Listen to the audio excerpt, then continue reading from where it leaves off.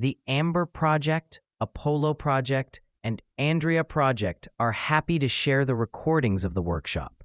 Ammonia as Energy Carrier, Part 2. Of the ammonia and the ammonia used directly. So here again, it's a good point to enhance these systems. And here it's a comparison in the different ways of transportation. We are taking as a benchmark the production of our offshore hydrogen in Germany. And in the other 3 points, what you can see is transportation by pipeline, which is the most costly. And also we can find the transportation by ship, including cracking. We can see in the slide before that the cracking demands the most of the cost here. And the last one is just the shipping of the ammonia, which is the problem of the countries on the northwest of Europe.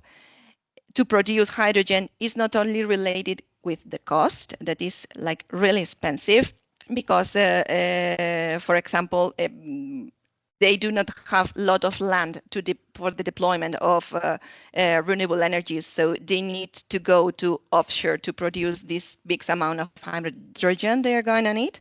So in these cases, they're having like a lot of restrictions because this offshore production is becoming costly and costly in the recent years because of the materials. So it's becoming a problem on that.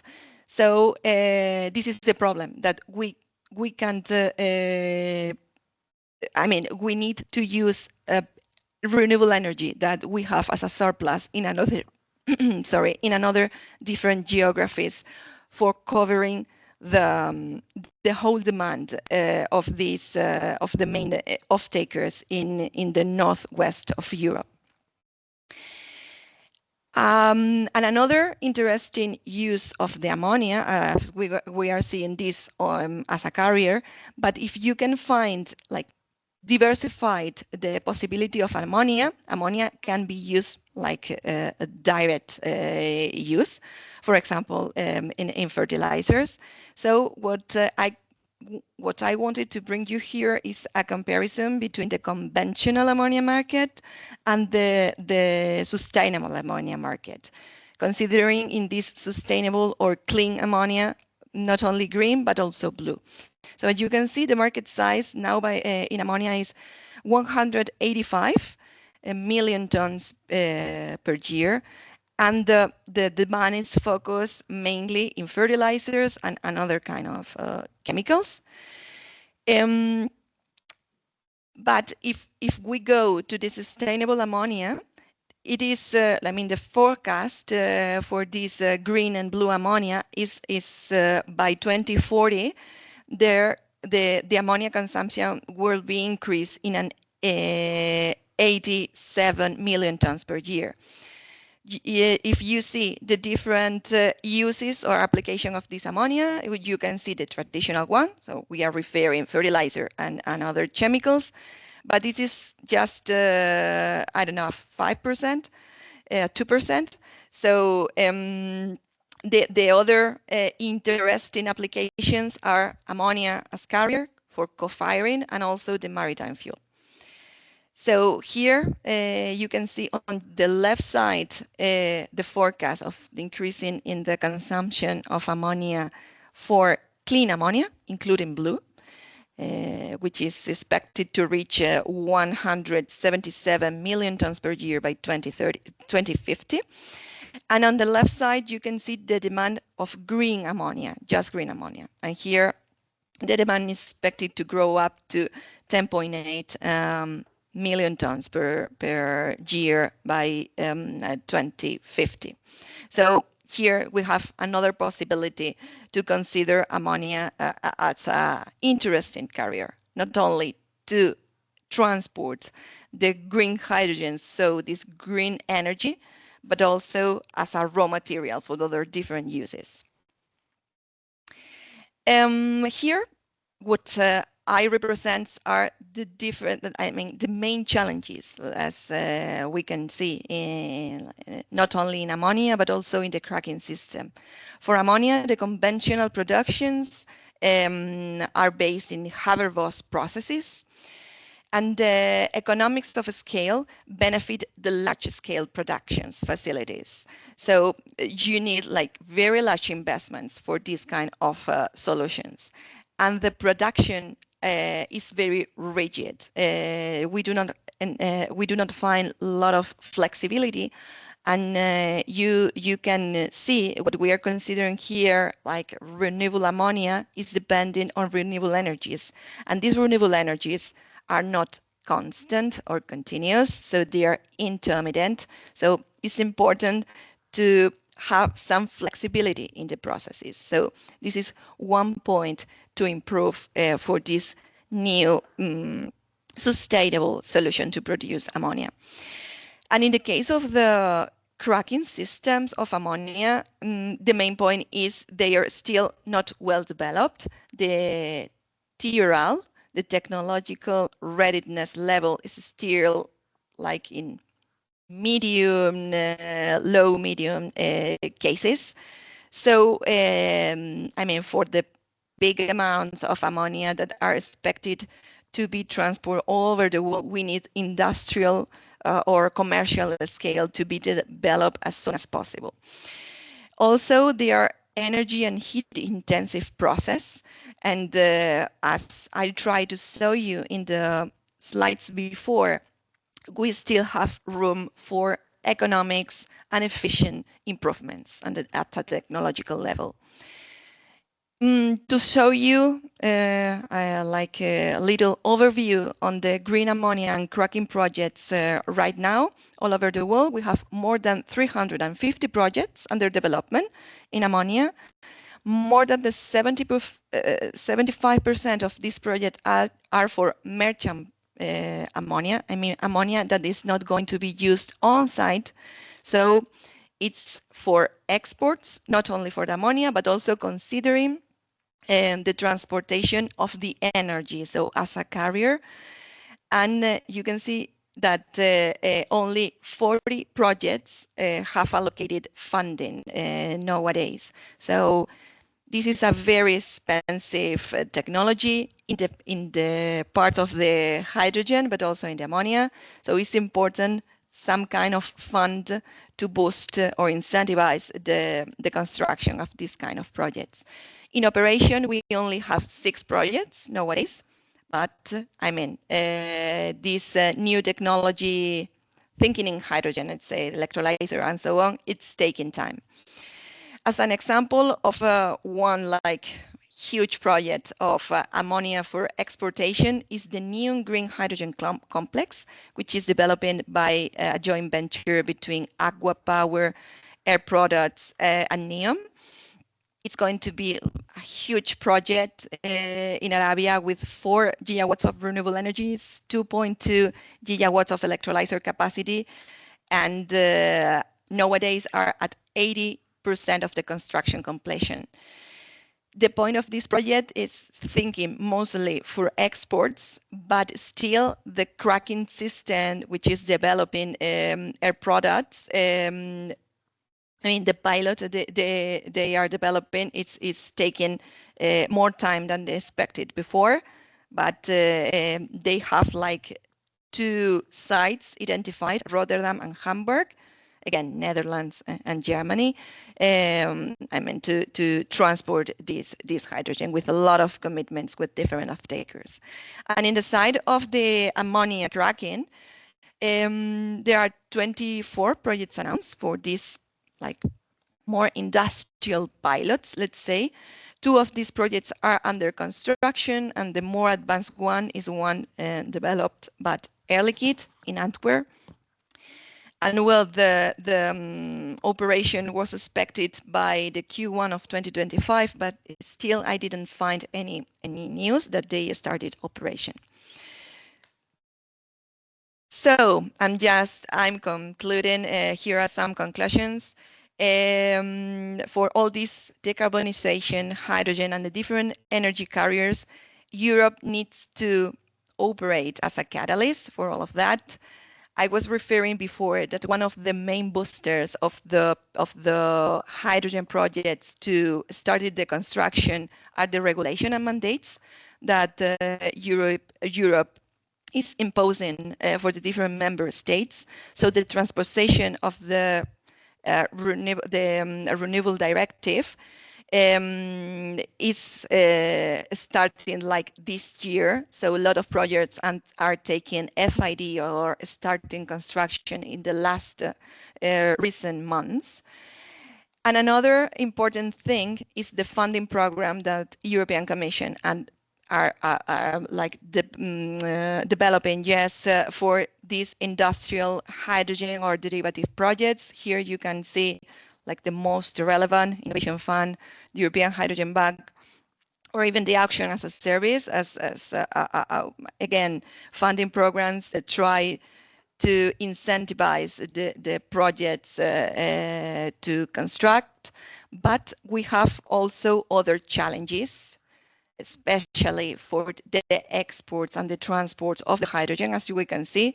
So it's important that we take opportunity of that and use other programs like R&D and innovation programs like Horizon Europe and this kind of Clean Hydrogen Partnership, these kind of programs, in order to continue working on the technology, on the improvement and the economics, and also the efficiency of the different technologies. So this is why Iberdrola is participating in, for example, AMBHER and ANDREAH projects you are going to present today.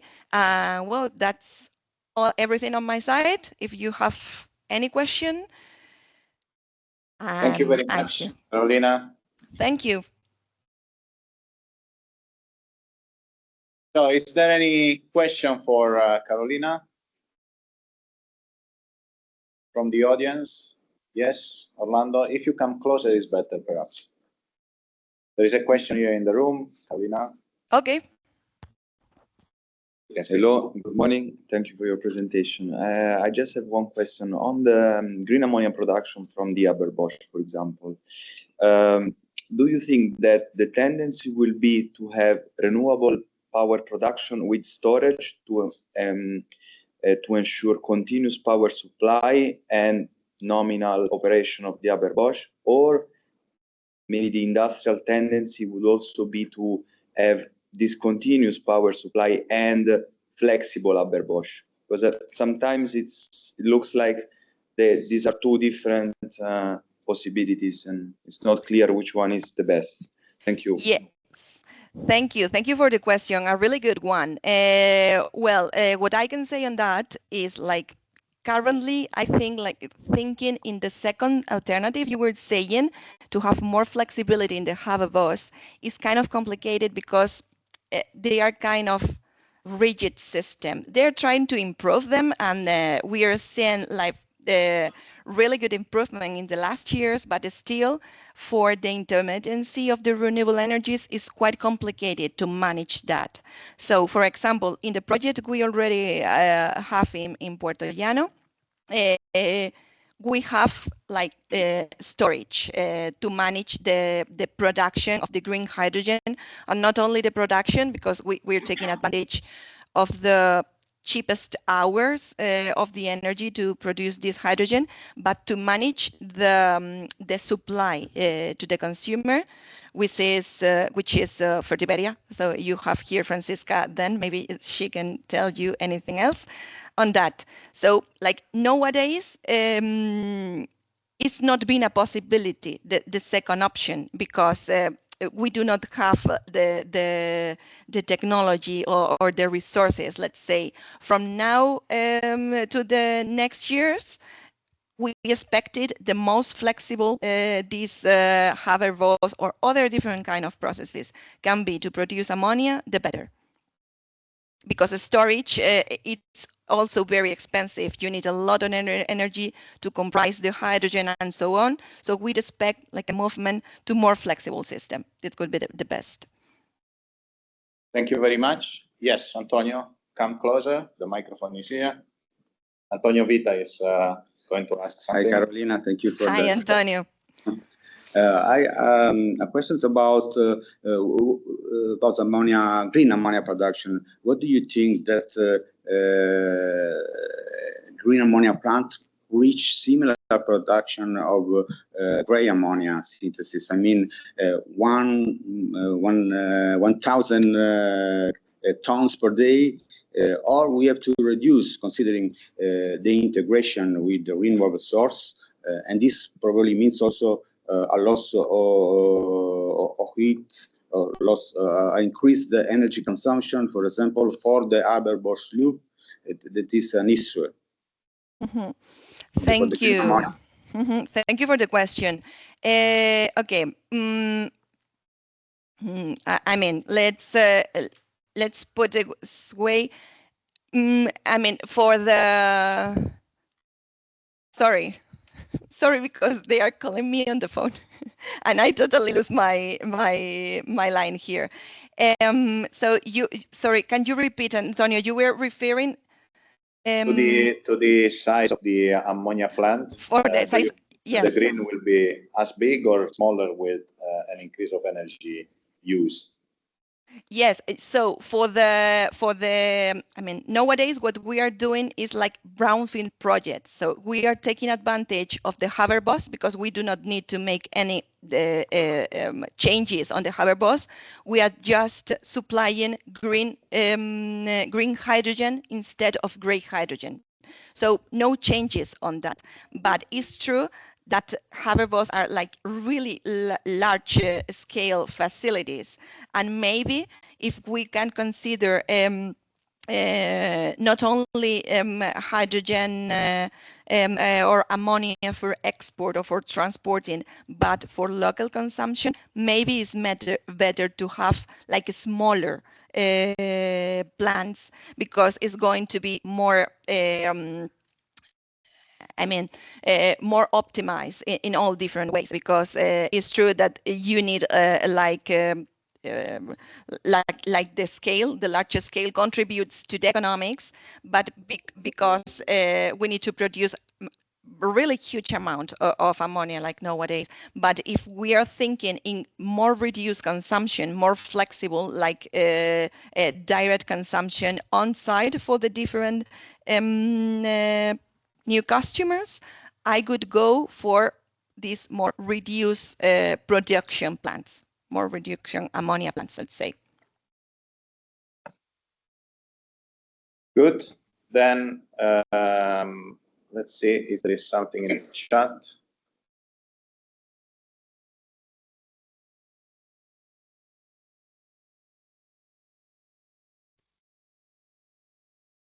So there is a question on the potential for production in Europe for hydrogen and ammonia, and which is better, hydrogen or ammonia with respect to techno-economic? I mean, it could depend always on the end user of that.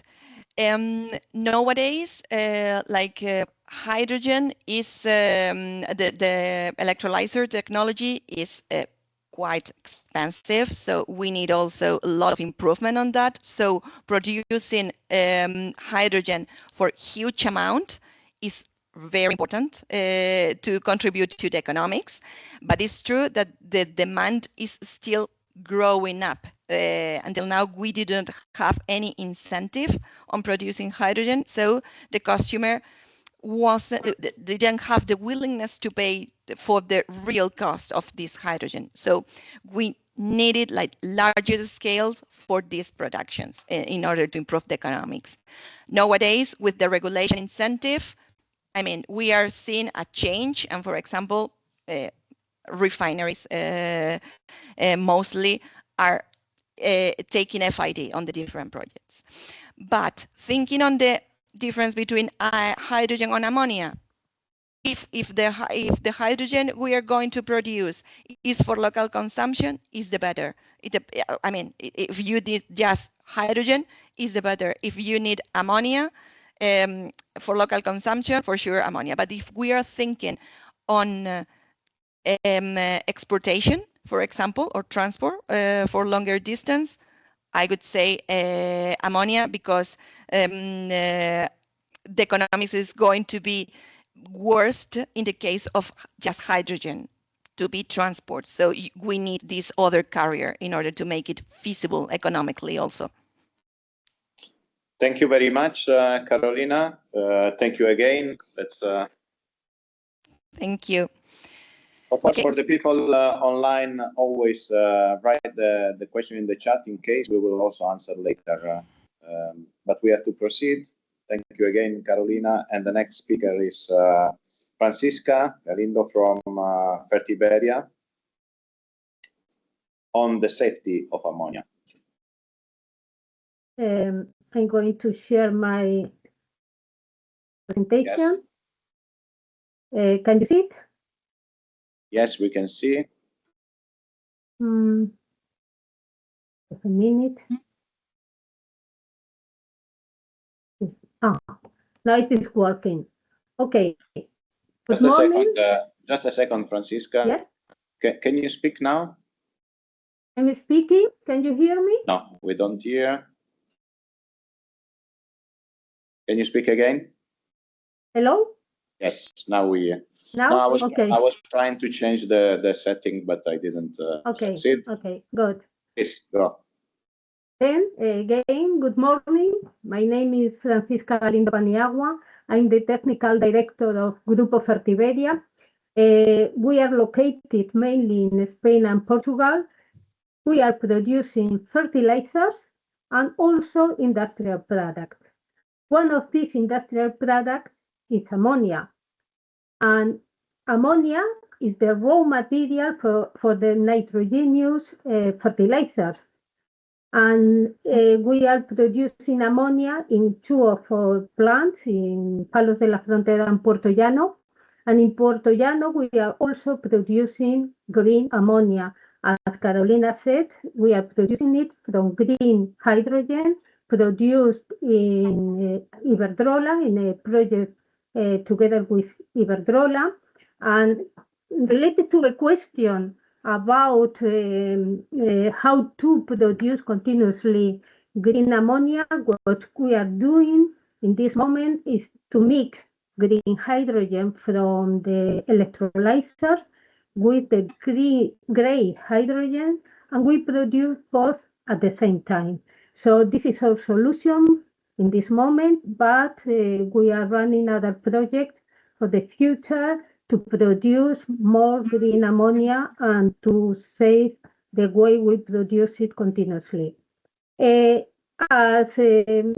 course, this is the goal of these presentations.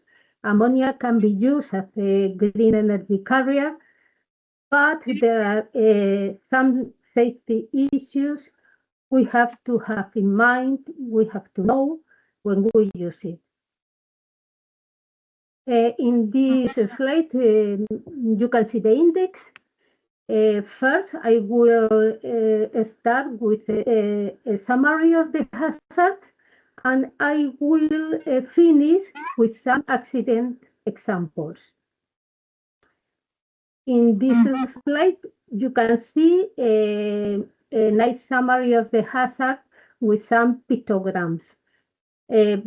This means it is a flammable gas. It contains gas under pressure, may explode if heated, toxic if inhaled, causes severe skin burns and eye damage, and it's very toxic to water life with long-lasting effect. And it's very important to understand the reactivity of ammonia and the compatibility with materials of constructions. What is the general properties of ammonia? The chemical formula is 1 atom of nitrogen with 3 of hydrogen. The chemical name is ammonia, but it's also known as anhydrous ammonia. The molecular weight is a little bit lighter than water, is 7.03, and the boiling point is minus 33.3 degrees C. That means it is a gas at ambient conditions. Ammonia is an alkaline, colorless gas, as I said, with a penetrating, pungent, and suffocating odor. It's very soluble in water, so it's easy to fight with water, absorbing it.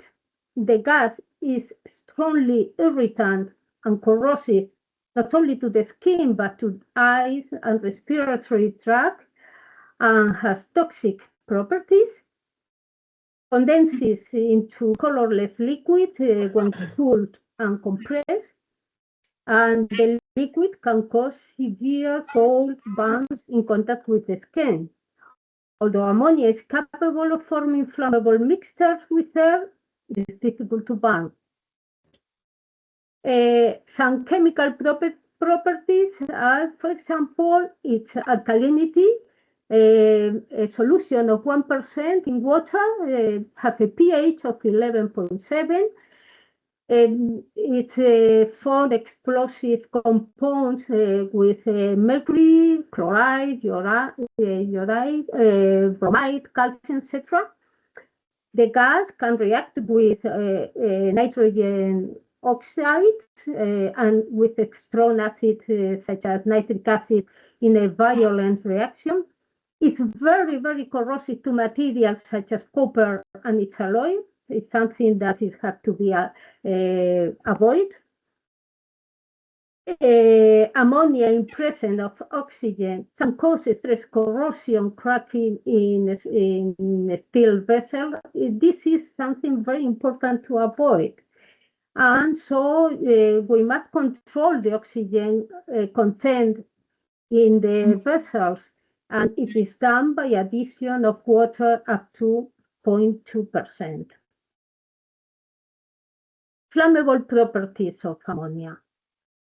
It is combustible, it's difficult to ignite, and in open air the flame is not stable. This is the flash point and the ignition temperature, which is very high. Ammonia gas from liquid pool does not burn, and the pool doesn't ignite. Ammonia air mixture in open air are generally outside flammability limit. But in confined spaces, there are risks of explosion and fire. It is very important to have in mind that ammonia aqueous solution, for example, 26%, has a vapor pressure that can be within the flammability limit. In the European Union and in UN legislation, ammonia is not classified as a flammable gas. Here you can see a table with the flammability limit for ammonia at atmospheric pressure. It is at different temperatures in air and in pure oxygen. What are the hazard properties of ammonia? The first one, it is a potentially hazardous substance because it can produce acute effects not only in humans but in all animals. It is strongly alkaline and also has hygroscopic properties. They cause a primary irritation or corrosion to damp tissue surfaces, such as eye, respiratory system, and skin. It has a pungent odor with a threshold in the region of 5 ppm. So concentrations between 20 and 50 ppm in air are detectable by most of people. This provides a very good warning of its presence well below the hazardous concentration levels. Also, gaseous ammonia affect the mucous membranes and the respiratory tract and severely irritates the eye. Inhaling a higher concentration may cause pulmonary edema, and high concentration in the air may cause blister and chemical burns to the skin. Also, liquid ammonia in direct contact with the skin freezes tissues and causes chemical burns. On the right side, you can see some hazard to the body. For example, respiratory tract irritation, rhinorrhea, eye and skin irritation, lung disease. The threshold limits are here. These are the value in the European Union. That means that a worker that is breathing 50 ppm can be safe during 15 minutes, but only 8 hours if the concentration is 20 ppm. And exposure to 300 ppm can cause serious health issues. Let's see what is safe handling procedures. There are general precautions. The first one is very important because only trained people or trained personnel should handle ammonia. They should work in well-ventilated areas or under fume hoods. They should avoid inhalation and direct contact with the liquid or gas, and never mix it with acids, halogens, or oxidizers. The personal protective equipment is the main parts are the chemical resistant gloves, eye and face protection, protective clothing, respiratory protection, and it's very important to carry leak detection when ammonia is present, even if it has a strong odor that can be detected at 5 ppm. It's important to carry the detector or a litmus paper for verification. Let's talk about the storage requirement. The containers to store it are normally made of steel, and they are pressurized vessels in general. Some materials that should be avoided are copper and its alloys, such as brass, bronze, and galvanized metals. The use of valve and fittings made of steel, stainless steel, etc., are allowed. There are two different types of tanks depending on pressure and capacity. The pressurized storage and the refrigerated storage. The first one is gas compressed into liquid in a pressure between 10 and 15 bars and ambient temperature. The second one are liquid at atmospheric pressure, but temperature lower than minus 33 degrees C. The main conditions are temperature that should be kept below 40 degrees C, better below ambient. The pressure must be maintained within the design limits, which are normally between 10 and 15 bars. The location should be outdoor or a well-ventilated area. Also, it should be away from heat sources, open flames, and sunlight. Minimum 15 meters from building or combustible material, or if there are other chemicals close to it. It's important to use secondary containment or dikes in large storage system to contain the spillage or leakage. The normal labeling for the cylinders and tanks are the display of ammonia as poison gas and the hazard classification, which is toxic gas and corrosive, and these are the number of the UN classified. Not only for the anhydrous, but also for the aqueous solutions. There are different types of ammonia tanks, as I said. Ammonia has been stored for a long time since its industrial production, more than 100 years ago. It was initially stored in pressurized system, mainly ballet. You can see that on the left side, and also on a sphere on the right side. This sphere can store up to 2,000 tons of ammonia. But today, atmospheric tanks are the most popular, and they are used up to 50,000 tons of ammonia. not only at the plant site, but also at the distribution terminals. This low pressure ammonia storage has been widely accepted because two main reasons. The first one is that they require much less capital per unit volume, and the second is that they are safer than a sphere or pressure storages because of the high pressure they need. With the large scale industrial production of ammonia, it become more common the storage of ammonia at atmospheric pressure and under minus 22 degrees C. The ammonia storage at atmospheric pressure can be divided in two different type of tanks. The first one is the single wall steel tank with external insulation. Some of them have bands, concrete bands surrounding the tank to contain the content of the tank in case of a rupture, of leakage, etc. The second type are the steel tanks with double walls and perlite insulation in between the walls.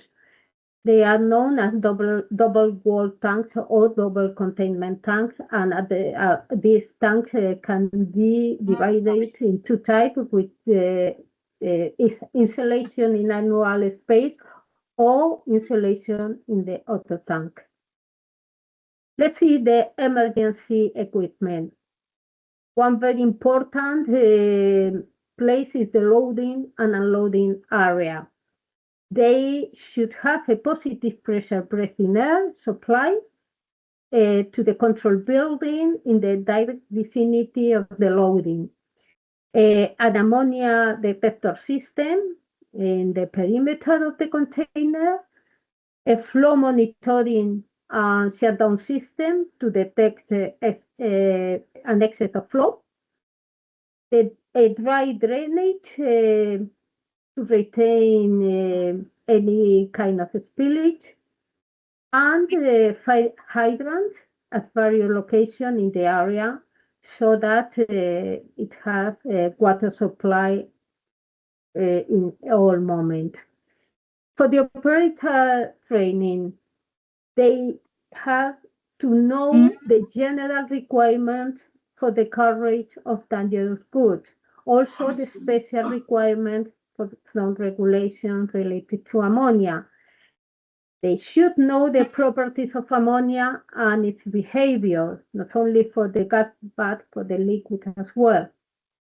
Also, the consequences of improper handling of the equipment and the hazard that may result from a leakage of the liquid of the gas.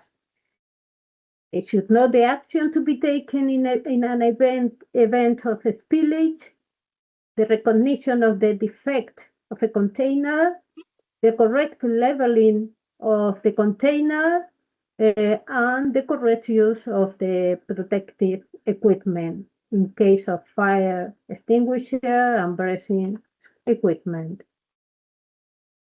Here you can see the emergency equipment, what is a full chemical resistant suit, positive pressure self-contained breathing apparatus, what is called the CBA, chemical resistant gloves and boots, and in case of lower risk scenarios, a full face respirator with an ammonia specific cartridge. And never wear contact lenses as they can trap the gas and cause severe eye damage. On the right side, you can see an ammonia leak guideline. What are the emergency procedures?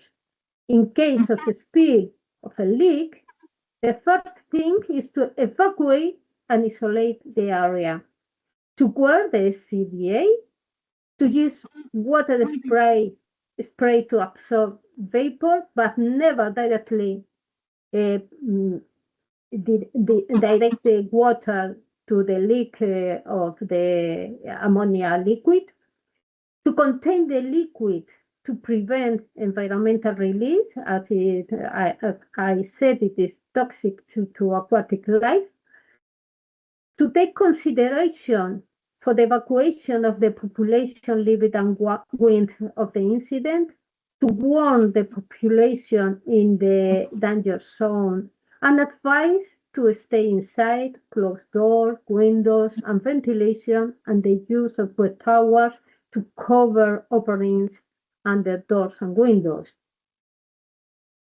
And if it's possible, to limit the release by closing the leak opening with provisional measures, repairing the leaking valve branch and connections, and transferring the ammonia to another container if it's possible.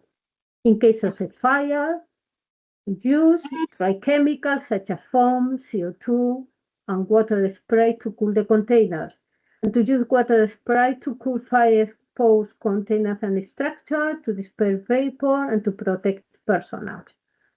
To work self-contained breathing apparatus and full protective clothing, and in case it is safe, shut off supply, and otherwise to allow controlled burning under supervision.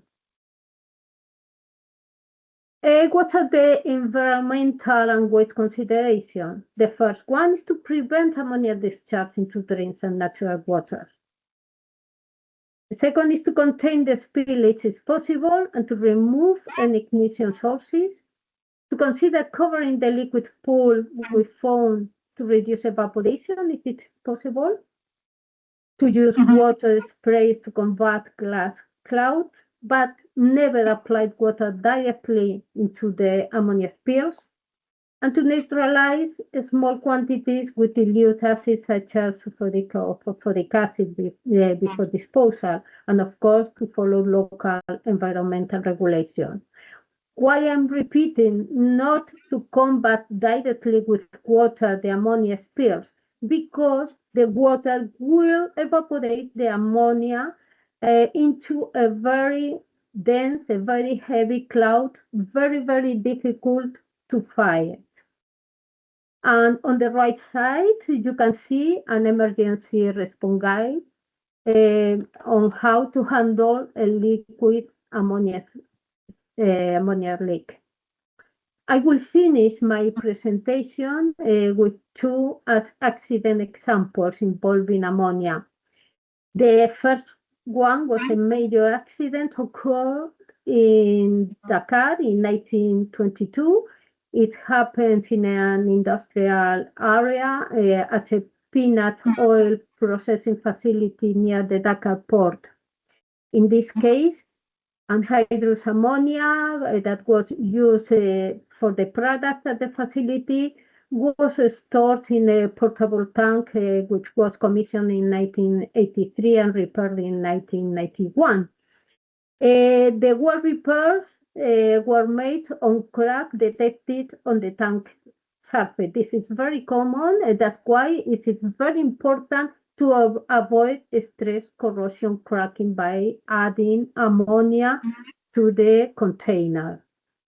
An overpressure inside the tank led to its catastrophic failure, releasing 22 tons of pressurized ammonia. The debris from the tank explosion pierced process equipment such as hoses, piping, pumps, etc., containing liquid ammonia under pressure, and then a two-phase flow of ammonia was formed, and a dense vapor cloud spread over a significant distance, resulting in injuries and fatalities. 41 people died immediately, but many others were hospitalized. The incident caused 129 fatalities and more than 1,100 injuries. Most of the injuries and fatalities resulted from inhalation of ammonia at concentration that caused the respiratory lesions, edema in lungs, and skin and eye irritation.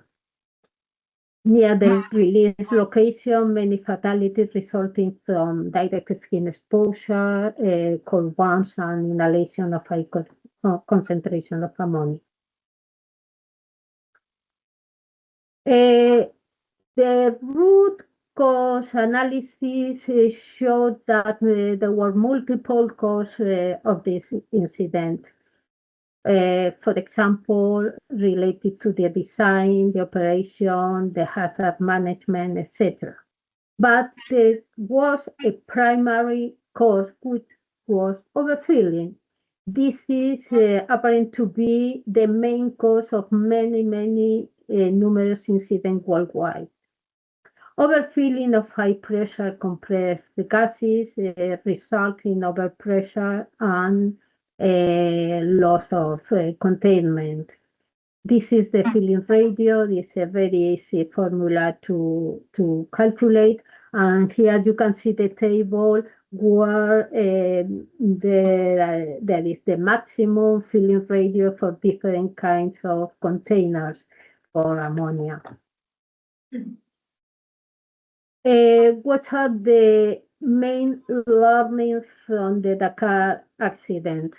The first one is to ensure and understand the hazard of the anhydrous ammonia under pressure.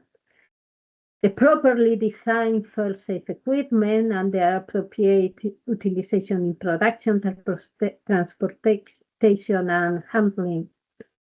Train operators and emergency responders on possible and normal situations have to be prepared to conduct frequent hazard reviews, audits, and assessment aimed at minimizing process risk. Here you can see some photographs of the tank that exploded.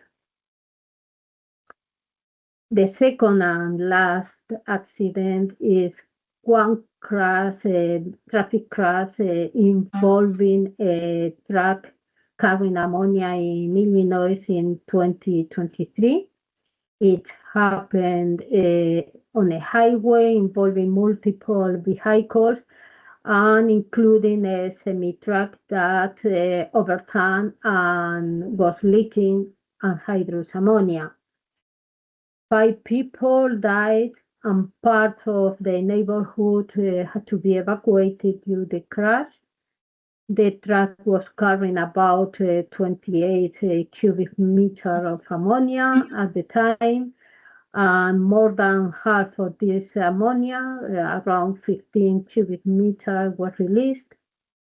The firefighters, police, and other emergency responders tried to contain the cloud of ammonia leaking from the overturned tanker. Here you can see some photographs of the incident and of the ammonia pool that resulted from the accident. And this is the end of my presentation. Many thanks for your attention, and of course your questions are welcome.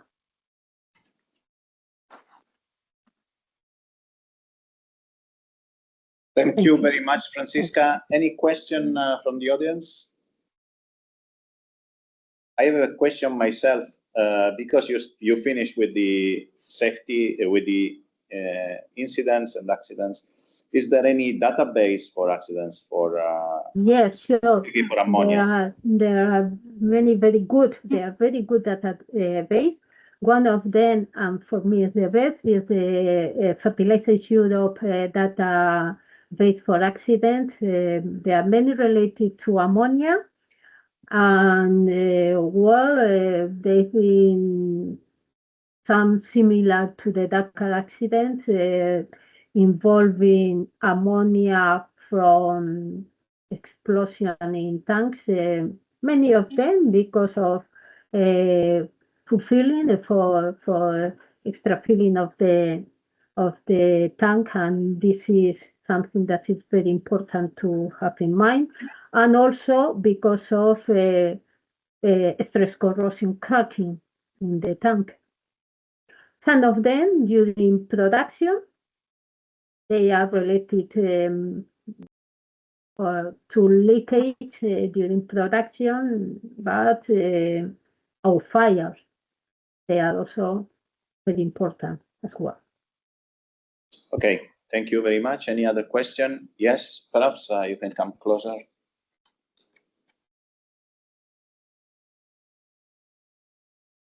Thank you. Francesca, thank you very much. Not so much a question, something I would like to point out. The Netherlands has a big legacy in ammonia handling, being an agricultural champion globally. So we have the PGS-12 coding for ammonia storage, which has been updated. Final draft you can download. PGS-12 it's called. End of the year it will become final. There's special attention on the safety of ammonia storage because it becomes so big. So the tanks that are allowed under that are full containment on the tabletop with a concrete blast wall around it to avoid any inject of projectiles, for instance. Right. And this is adopted in many countries already, up to Singapore even. So there's very much awareness on this topic. It's now extended also for pressurized storage, which is limited to, I think, 3,000 cubic meters per. Right. That's limited because of Seveso standards, regulations. Yeah, indeed. And so apart from this storage part, there's a lot of debate throughout Europe how to transport this further downstream. So pressurized storage should be avoided because if you lose containment, you immediately have a gas cloud because of the flash off. So with port authorities and transporters, this is a very hot topic that gets a lot of attention, just so you know. Yeah. Yes, you are right. Mainly in the Netherlands, that the population, well, the density of population is high, so it's very risky to transport ammonia in highway. That's very true. There is also a question online if there is any suggested material for against the corrosion of ammonia. Yes.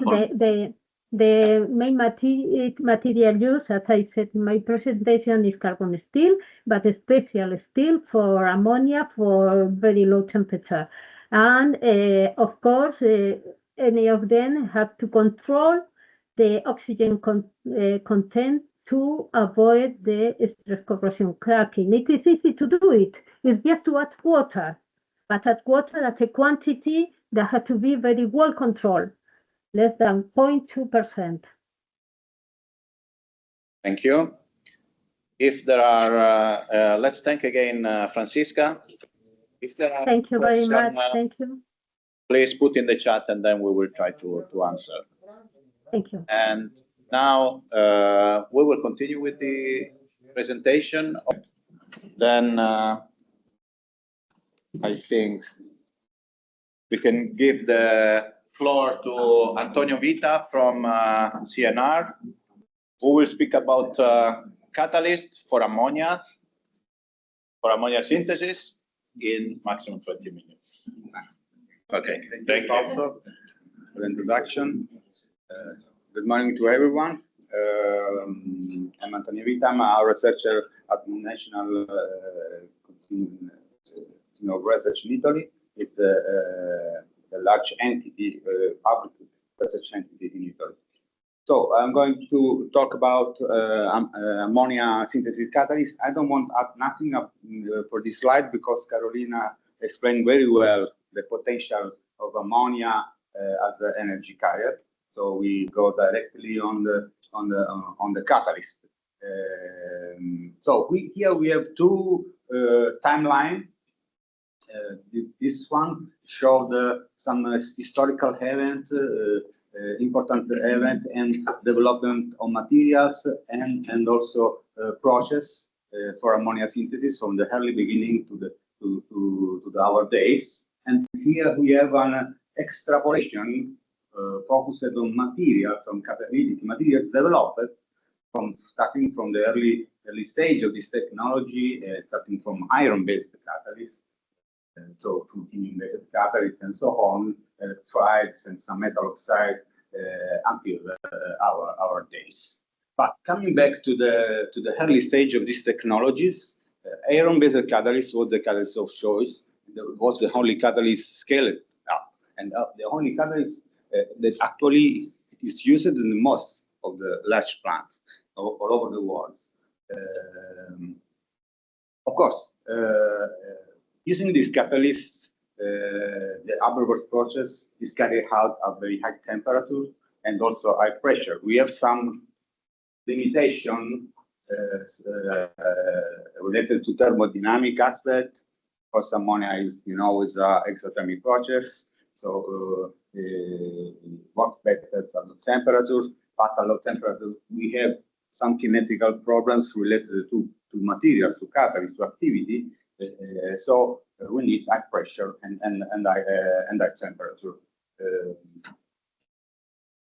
The catalyst is an important part. It's at the heart of this process. Everything is important, of course, but if we go on this line, we arrive at a point in we have a second generation of catalysts that's ruthenium-based. Using ruthenium as catalyst led to a new, the born of new industrial process. It was named Kellogg Advanced Ammonia process, which is possible to produce 40%, 50% of ammonia at low temperature, low pressure, compared with conventional AMBHER system. And this was an improvement, of course, just changing the catalyst. Also, the process changed, and this was demonstrated at a large scale. So, but now we are talking about green ammonia. It's different from gray, of course. And when we talk about green ammonia, we have to talk about renewable source of energy like biomass, solar, wind, and so on.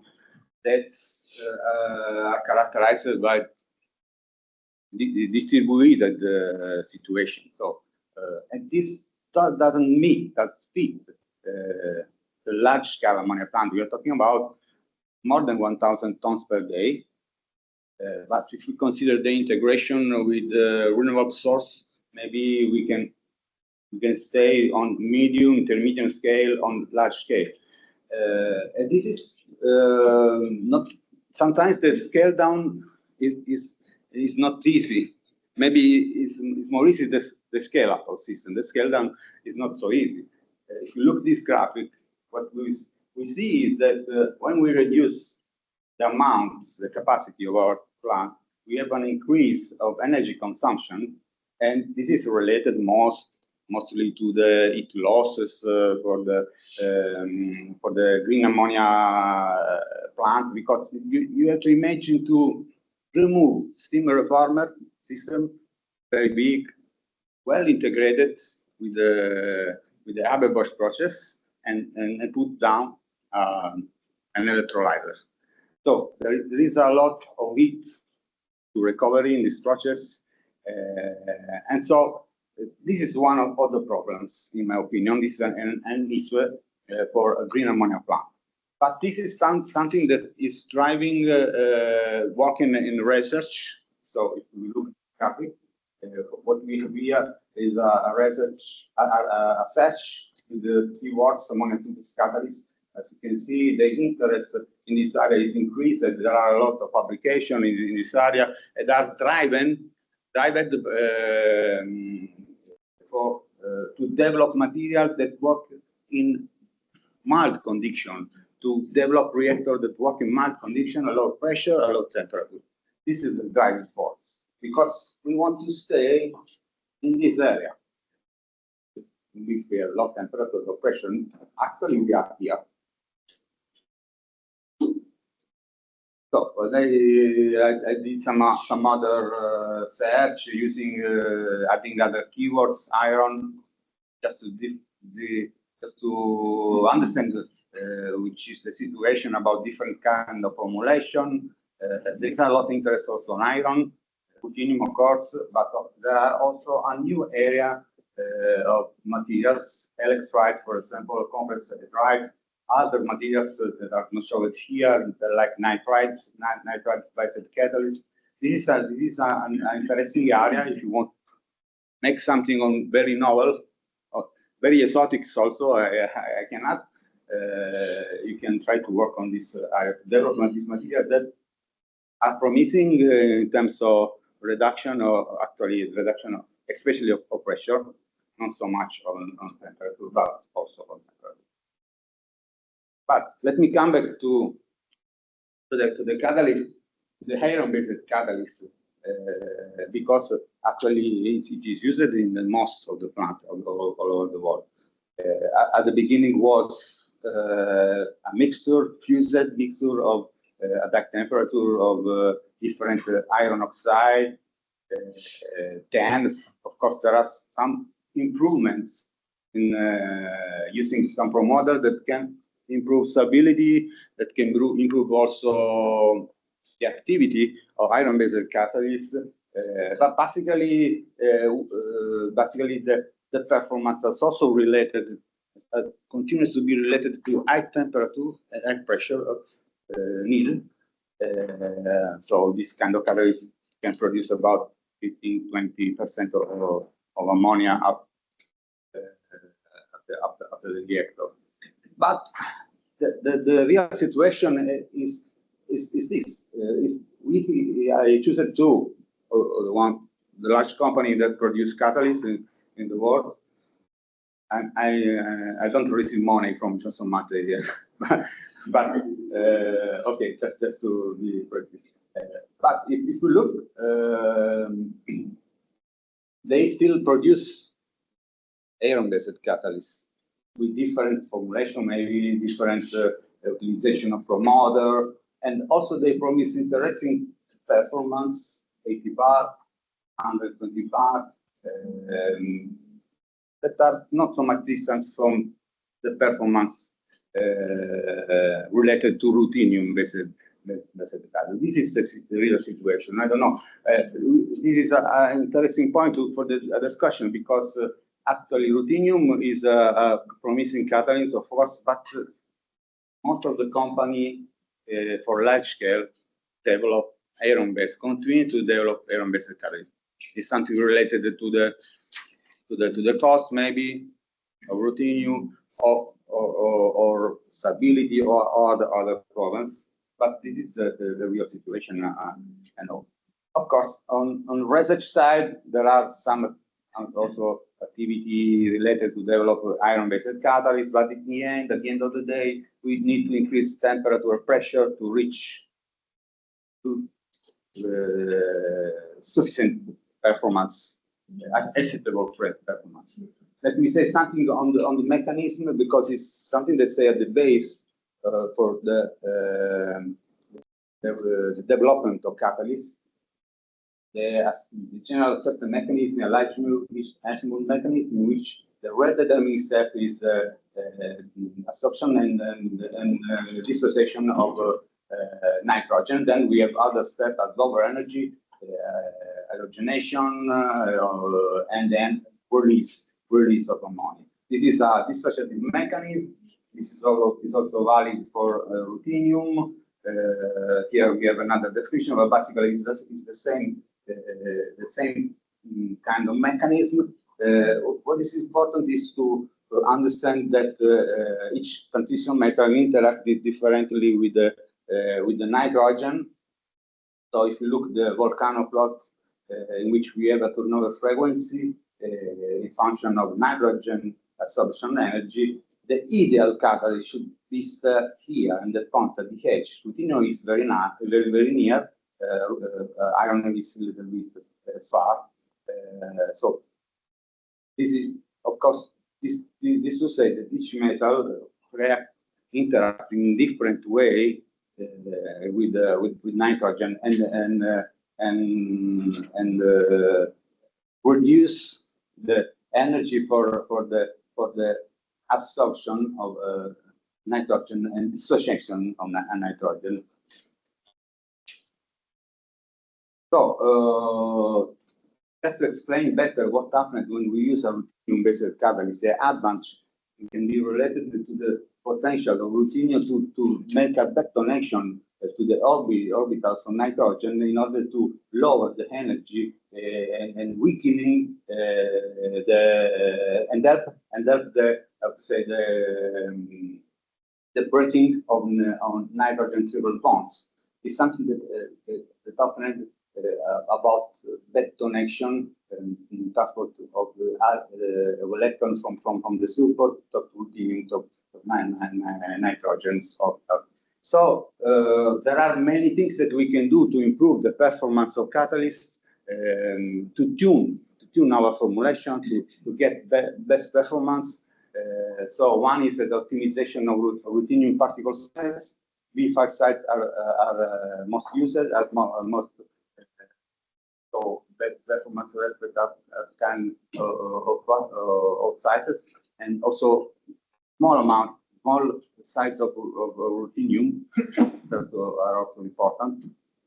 The generation of oxygen vacancy, and also the utilization of structural and electronic promoters can affect the environmental electronic situation of the molecules.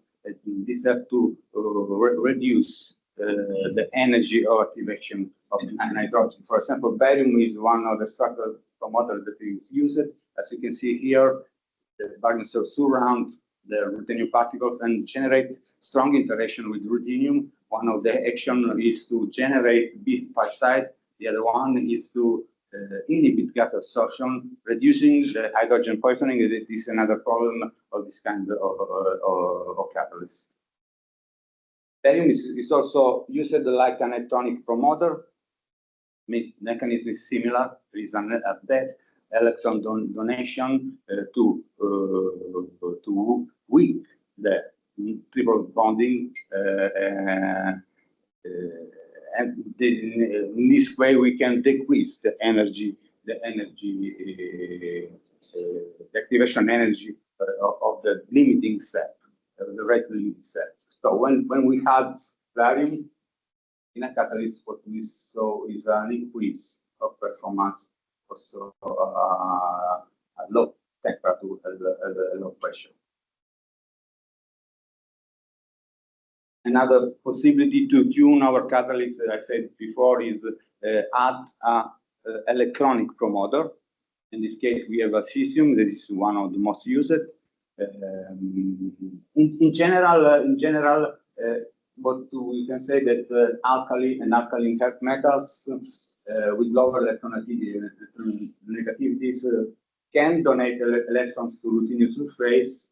The lower is the electronegativity, the higher is this electron donation, and this helps to reduce the energy activation of the rating damping step. So here is clearly shown in this image, in which we have that the rate of ammonia increase when we add cesium. And what is also interesting to see here in this work is the vibrational frequency of ruthenium change from higher value to lower value. And this is also testified that here we have an absorption, energy of absorption. The energy of absorption is reduced. And another interesting point is that this promoter can act also to how to say, acted as a spillover seals in which hydrogen is removed from the surface and leave clean the surface for the continuum with hydrogenation of nitrogen species. So here very quickly, there are of course a lot of research at lithium, ruthenium, much formulation. Here we have an extrapolation. It's just an exercise, an extrapolation of the best of top 10 ammonia synthesis catalysts. that was extrapolated considering the weight of influence of temperature, pressure, the amount of ruthenium, and maybe you can see better. This is what the winner. You can say to normalize everything. This is the winner because these are ruthenium, cerium, lanthanum, ruthenium supported on cerium lanthanum oxide mixed oxide catalyst show high performance at mild operating condition. Lower temperature with respect to the one of conventional robot process and lower pressure, of course. But there is an area of catalytic system that show ammonia production at low pressure. And, for example, electrolyte-based catalysts are one of these class of catalysts. You imagine these electrolytes like materials that contain trapped electrons as structural components, and this together with the other elements of the structure generate a interesting surface, very active surface in which oxygen vacancy electrons and help to reduce the absorption step of ammonia.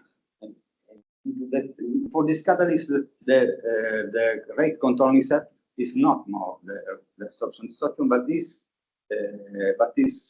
related to the subsequent step, the hydrogenation step. That is a step that occurs a very low energy, and the situation difference between the two situations are clear showed in this image. This helps to reduce a lot the energy activation, and we can work also at very low pressure, ambient pressure.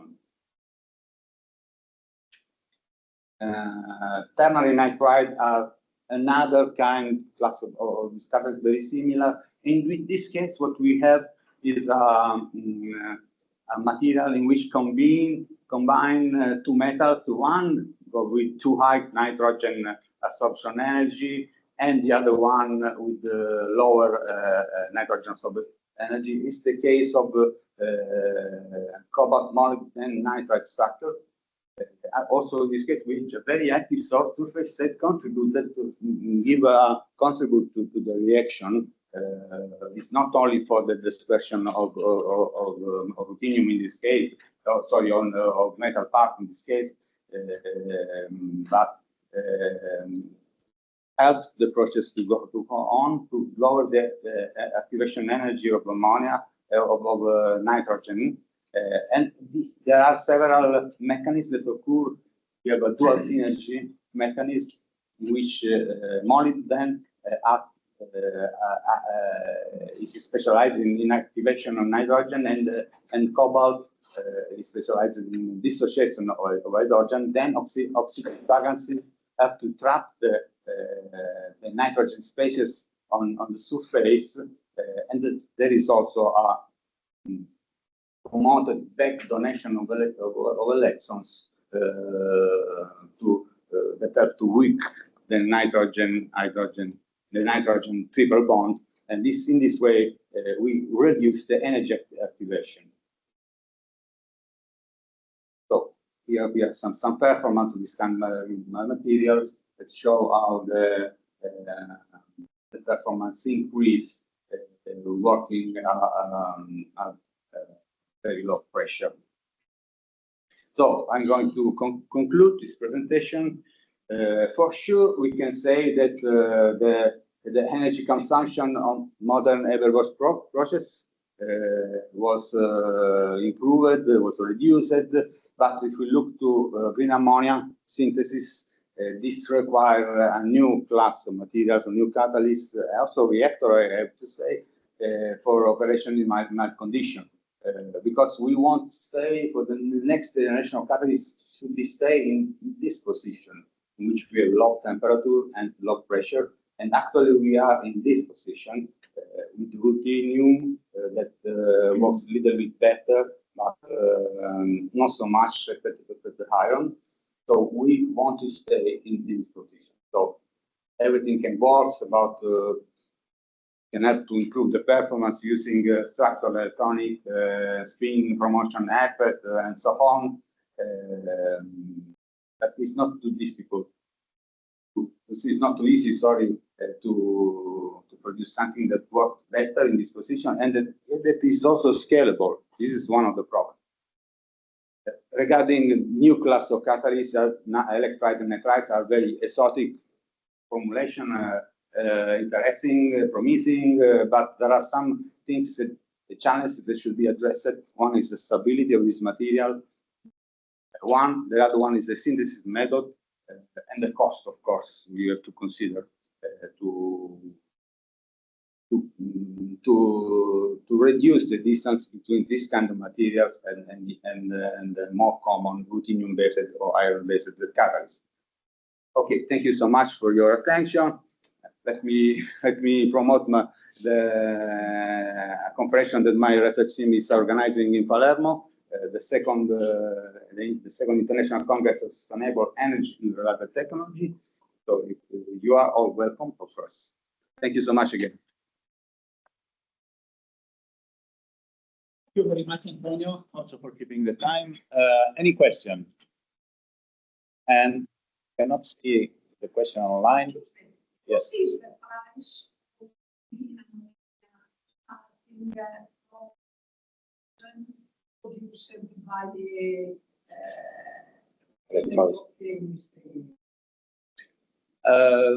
this is not my field, so I don't make any economic analysis.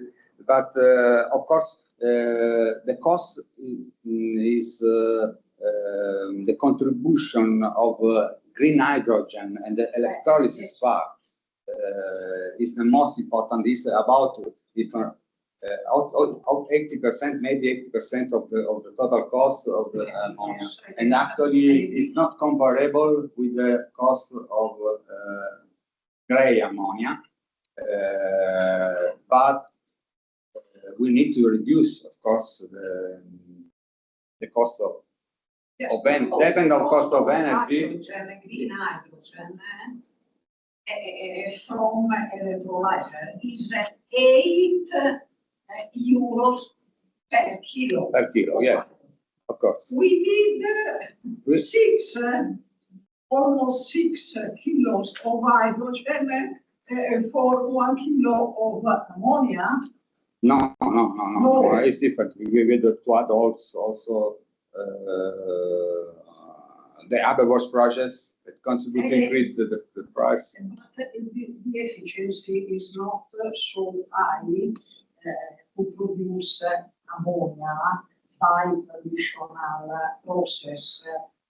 So with the traditional, price, I am afraid it's very, very high green. actually, it's green. Is high, of course. Actually, the cost of green ammonia is high, but depend on the cost of energy, of the green energy. If you reduce this cost of green energy, Yes. the cost became comparable. But we could have also situation in which a region over the world in which the cost of energy produced by renewable source is acceptable, and in that case, the cost of green ammonia is comparable to cost of gray ammonia, but mostly related of the cost of.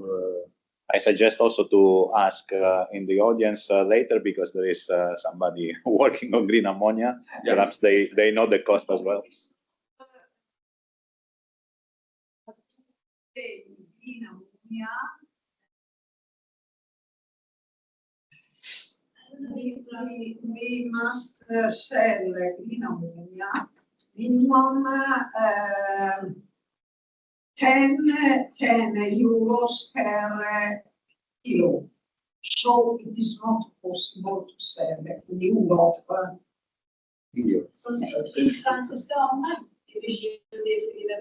Yeah.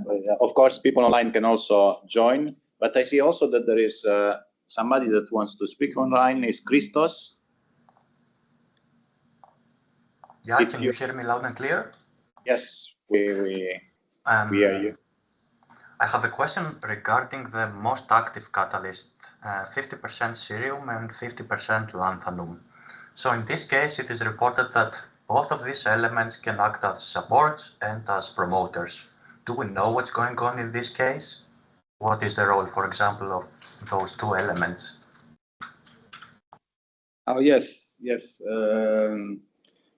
Of course, when you have this kind of promoter, the principal role is to reduce the rating determining step of the ammonia synthesis. What we want to do is to reduce the energy activation of this step. That is the limiting step in this reaction, in order to work also at lower pressure and low temperature. So if you increase the activity of your catalyst using promoter or other structural modification of your formulation, and if you are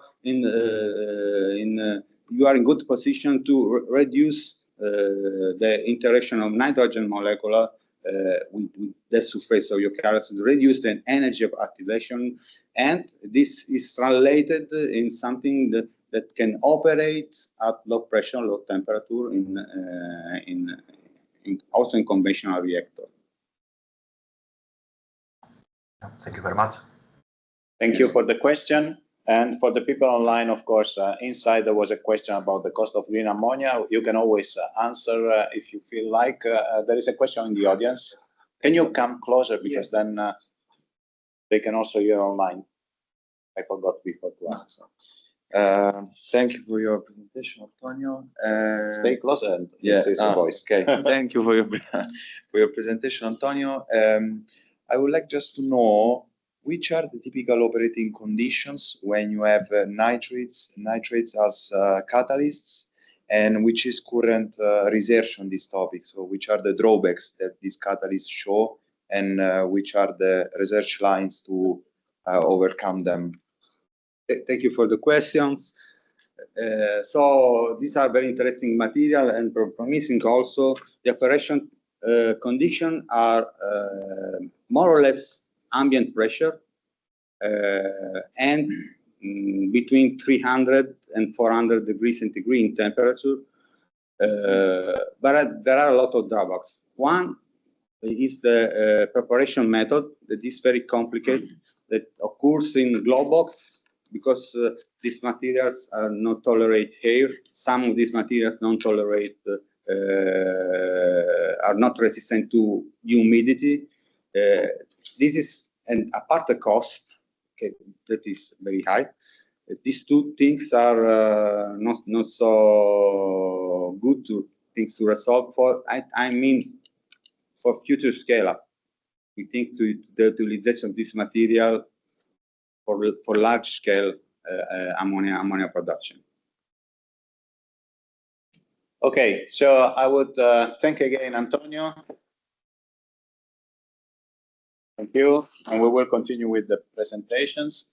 Unfortunately, we were supposed to have a lecture on membranes, but unfortunately, the presenter is in China without connection. It happens, so we will spare some minutes, and hopefully we will finish in time, because we are beyond schedule. The people online, can you see the presentation? Yes. Yes, okay. Then I will continue with the presentation. I will speak about intensified reactor for ammonia energy. So both the ammonia cracking and the ammonia production, especially because the 3 projects and also other projects, we're looking at the different parts. So I will tell you a little bit what we do in the group in Eindhoven, and also why we use the reactor, and then I will show you some example on how to use ammonia, hydrogen for ammonia, or produce hydrogen from ammonia. So if you look at the research we do in Eindhoven University, in our group, but also in the cluster, is especially about combination of reaction and separation, or reaction and other functions to intensify the reactors. So membrane reactor is a typical example where you have the separation through a membrane and the reaction on a catalyst, which can even be on the membrane itself. Chemical looping is another type of reaction and separation combined, where this solid, in this particular case, can be an oxygen carrier, which reacts with air, and this reaction is in fact separation of oxygen from air. Nice thing is that this reaction is very exothermic, so you can use the heat to drive another reaction, which is endothermic. In this particular case, you have the chemical looping combustion, but you can also think of reforming, ammonia cracking, whatever is interesting. The nice thing is that now, if you look at this, it's a combustion. If you make a black box around the reactor, you have air and methane, and you get CO2, steam, and nitrogen, which is the product of the combustion. You have a very high temperature stream, which is the heat of the combustion. But the nice thing is that the CO2 and the nitrogen are separated. So this is a nice concept to have CO2 capture incorporated. And the other type of reactors are plasma system, where we use the plasma either to activate the molecule or to do desorption. For example, yesterday in the conference, a nice presentation on that. So it's a way to integrate the energy management and the reaction. If you look at membrane reactors, we start from design of the membranes. Most of this research is done mainly in collaboration with Tecnalia, where we design the membrane from a very small size, even sometimes it's just simulations, and then we scale up. And if you want to see what we do in Eindhoven and in Tecnalia is more the scale up of the membranes, but they also do membrane reactors. Indeed, there was a nice presentation from Diego 2 days ago. We do mostly reactors, but we also develop membranes. And then together we bring membranes and reactor from tier L1 to a level that we can transfer to a company.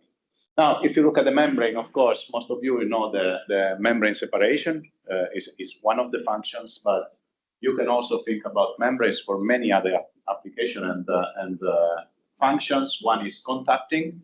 You can use the membrane to contact two phases, and of course, you can also make a reaction on the contacting phases.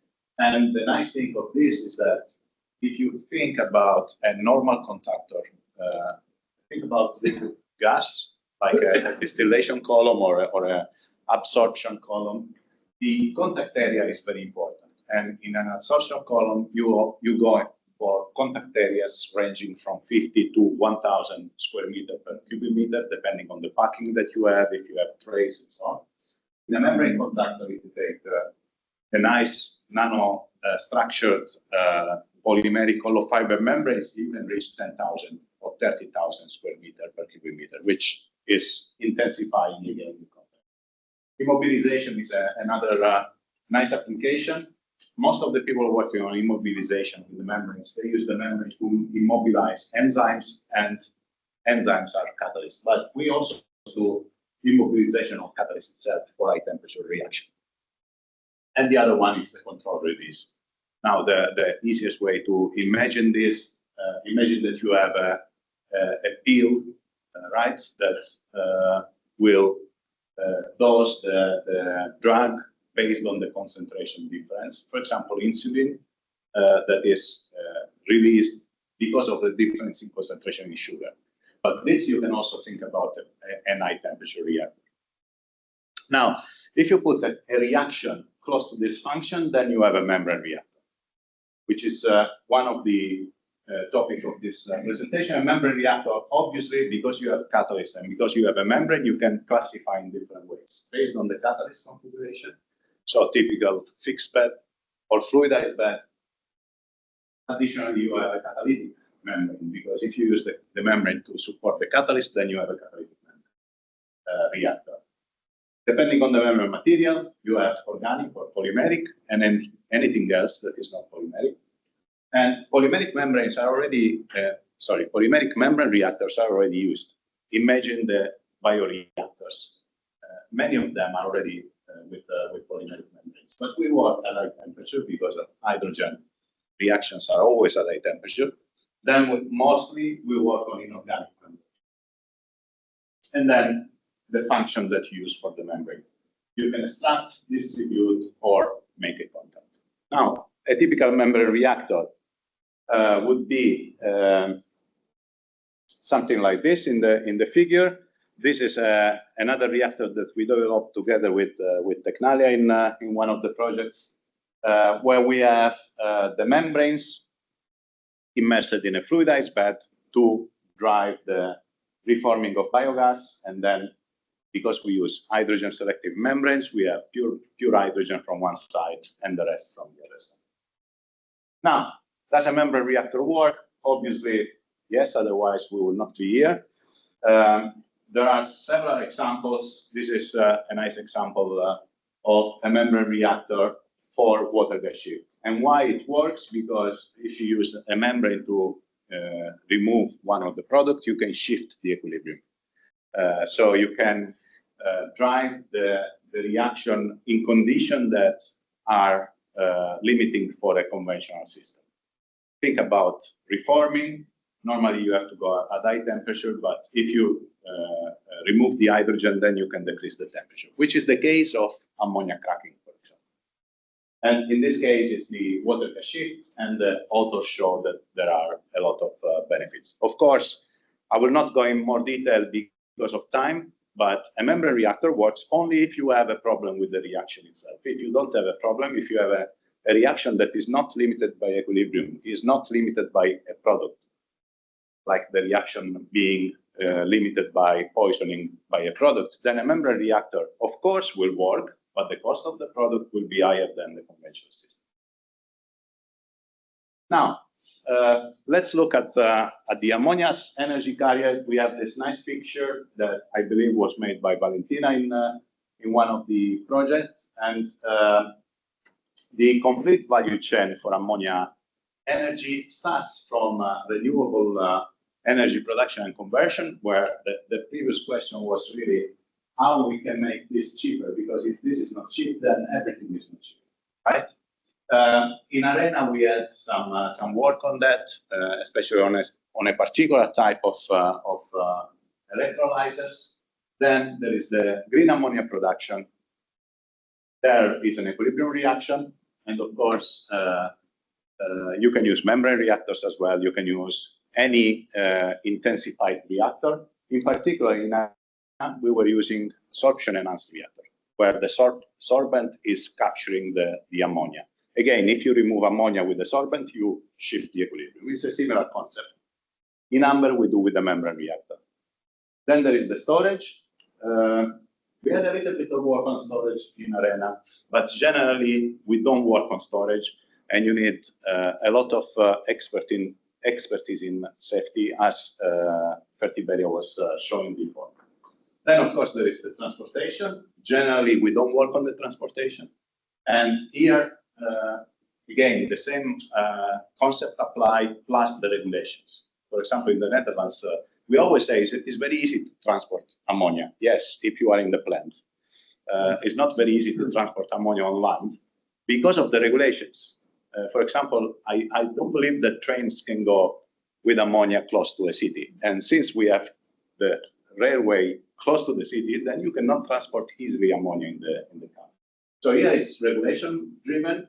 And then, of course, the cracking to produce hydrogen is, again, opposite of the ammonia production. So it's an equilibrium reaction, and you can improve with the membrane reactor. And there, the projects, most of the projects we have look at this because we work on membrane reactors. And that's why the 3 projects look at it. In ARENA, we work with palladium membranes. In ANDREAH, we work with carbon membranes, and in APOLO, we work with palladium membranes again, but with a scale-up and a different focus. For ARENA was stationary, for ANDREAH it's again stationary in a port, and for APOLO is for marine application. Now, if you look at the reaction of ammonia decomposition, immediately you see this is an equilibrium reaction. And we are lucky as a scientist, that all the reaction involving hydrogen are equilibrium reactions. So whatever you do with hydrogen, then you can improve with an intensified reactor. As a company, it's not very nice. As it's also endothermic, so you have to supply the energy, which means that if you want to do complete conversion of ammonia, then you have to go at very high temperature, right? Because it's endothermic and equilibrium. So you can do in a conventional system to have a big reactor with the high temperature. Why a big reactor? Because also in the conference you saw that when you convert, the more you convert ammonia, the lower is the reaction rate. So if you want to convert completely ammonia, then it's a very big becomes a very big reactor and very high temperature. Then you have to do the separation to get the pure hydrogen. And the type of separation depending on the use of the hydrogen and the purity that you want to reach. But it's something that you can do, and actually you are doing as well in your company. Many companies are already doing at larger scale. What we want to do, using a membrane reactor to shift the equilibrium. And what is the benefit? Basically, you have two benefits. The first one is that hydrogen is already separated from nitrogen and ammonia, depending on the membrane that you use. And because you are shifting the equilibrium, then you can work at lower temperature. And working at lower temperature has two benefits again. One is that the efficiency is better, the material that you use are easier to, are easier and cheaper.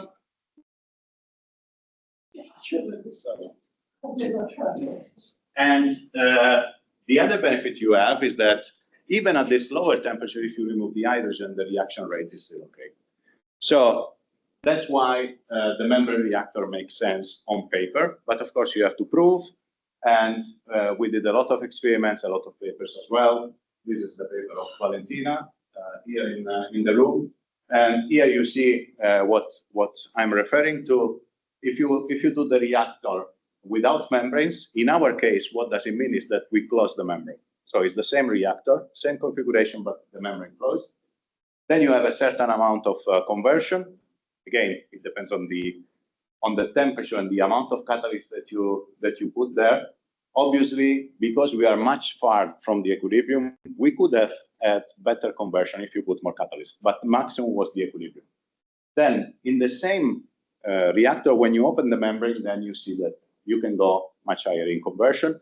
And depending on the amount of hydrogen that you can remove, then you can even go already at 100% at 400 degrees. How you do that? If you put vacuum, then you are sucking more hydrogen. In principle, the recovery is more than 90%, which means that you can go beyond the equilibrium because you are not limited by the equilibrium anymore. Now, if we look at the purity, here you see that the recovery is increasing with the pressure. Why? Because the membrane separation is pressure driven. So if you increase the pressure, then you have better recovery.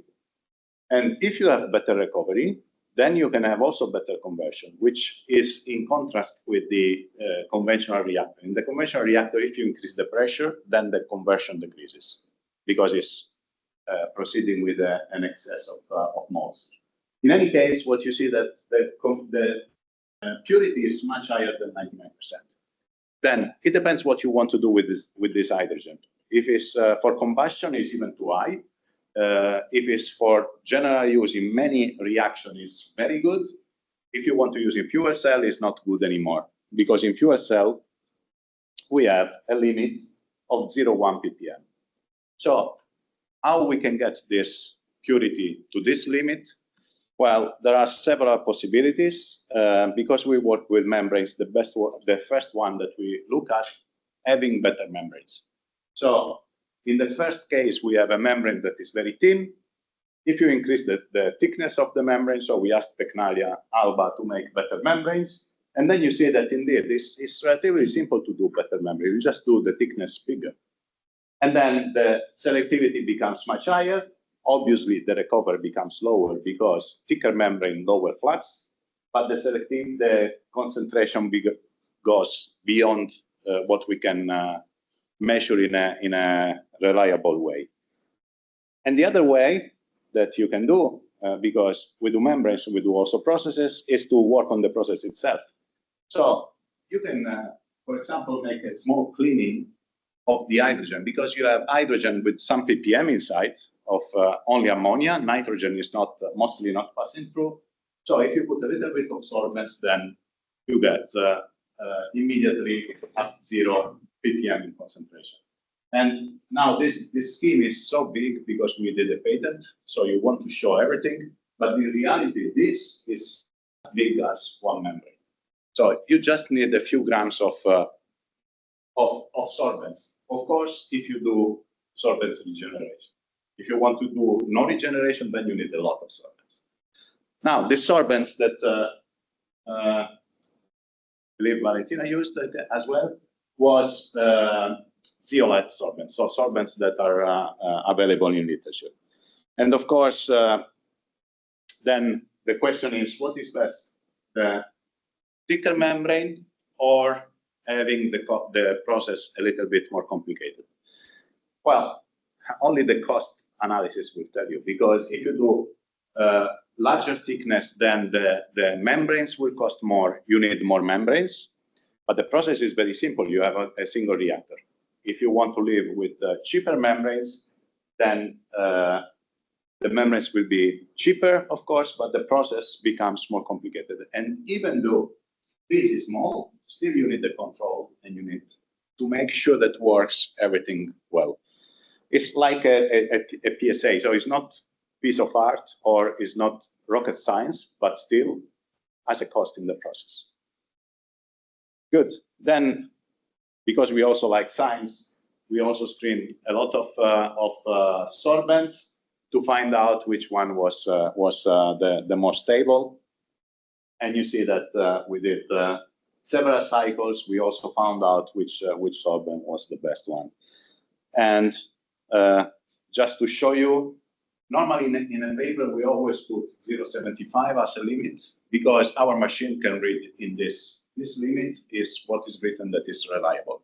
But in reality, you see that we read also 0. And then we have also the breakthrough, so we can do also modeling on this and so on and so forth. Now, let's look at the opposite, which is the ammonia production. Now, again, it's an equilibrium, it's the same equilibrium reaction, right? The only difference is that now we go from a lot of moles to less moles, so you need higher pressure, and this exothermic. So in principle, you would like to have lower temperature, but because you want to have catalytic activity, then there is a threshold on the temperature. So if you look at the AMBHER, normally it's iron-based catalyst, which is active at a certain temperature. Generally, you work at 400 to 500 degrees. And at this temperature, the equilibrium conversion is very low. So you go very high in pressure to push this equilibrium conversion. So what we can do, again, we can work with the membrane reactor. But now the membrane should be selective to ammonia and should not make hydrogen and nitrogen pass through.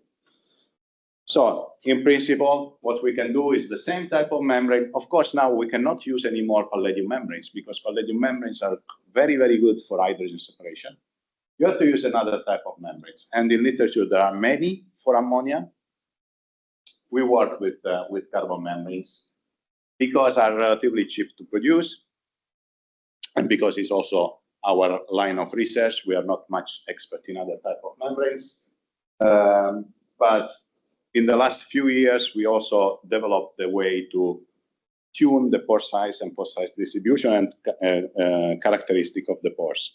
So again, here you see a membrane of Tecnalia. How it looks like is a black membrane because it's a carbon membrane. And then Yolanda made a lot of tests on the membrane, showing also that the model can predict the flux. So this is not, it's just showing that the model can predict the flux that you read. And then if you take the model and you put in a reactor, membrane reactor model, then you can also you can also improve on the conversion of nitrogen or conversion of hydrogen. So basically, what Yolanda did was to optimize the system and show that with a certain membrane, with a certain selectivity and flux, you can reach an improvement in conversion. Of course, this one is another one. Of course, what you have to do now is to create a membrane with that characteristics. We are not yet there, but the good news is that even if you are not getting the best membrane, then you can still work with the design of the reactor such that you can overcome the low selectivity, which is what Yolanda did and showed also in the presentation in the conference. And finally, we saw also this picture, I believe, in the presentation of Casale, which is the typical Death Valley for technology. This graph shows the difference between what academia wants or likes and what industry wants. So industry wants technology that can be immediately used, right? Which makes sense. And if you have a technology that works and you prove that makes sense from an economical point of view, then it's not very difficult to find the money to implement, because if you prove that the company can make money out of it, then you can build it. For academia, we like to work at TRL 1, 2, 3. So we really like to do all the TGA experiments on the solvents and whatever type of experiments on the catalyst. Antonio likes a lot the ACM, TM, and so on. And they're relatively easy to get money, because you just need to develop science and develop new knowledge. And then most of this technology, when they go towards industry, they die for mostly lack of money. Why? Because it's very difficult to scale up. In one of the projects, we have fantastic catalysts that cannot be produced without dark. And then, of course, it's very difficult to do a production, and then it is very difficult to scale up in a normal way. What we did in the last year is trying to bring the technology towards this valley and find out the research question to get more projects and solve the research question. So I want to show you what we did for palladium membranes, and which brought to what is done now at H2 side in Apollo. We started with very small membranes. So here is 2010. My career on membrane started in 1999 actually.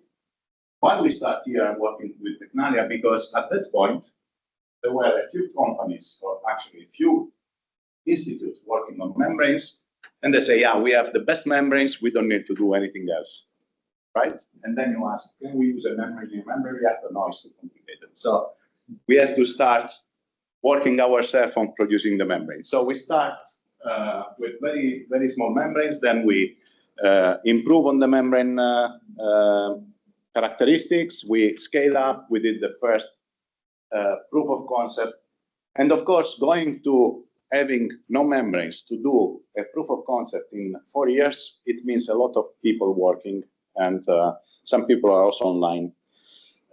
Then we try to do the scale up, we failed, we come back, trying to do in a better way, and finally we did the proper scale up, and at a certain point we designed the reactors that are becoming too big to test. So we created also a company.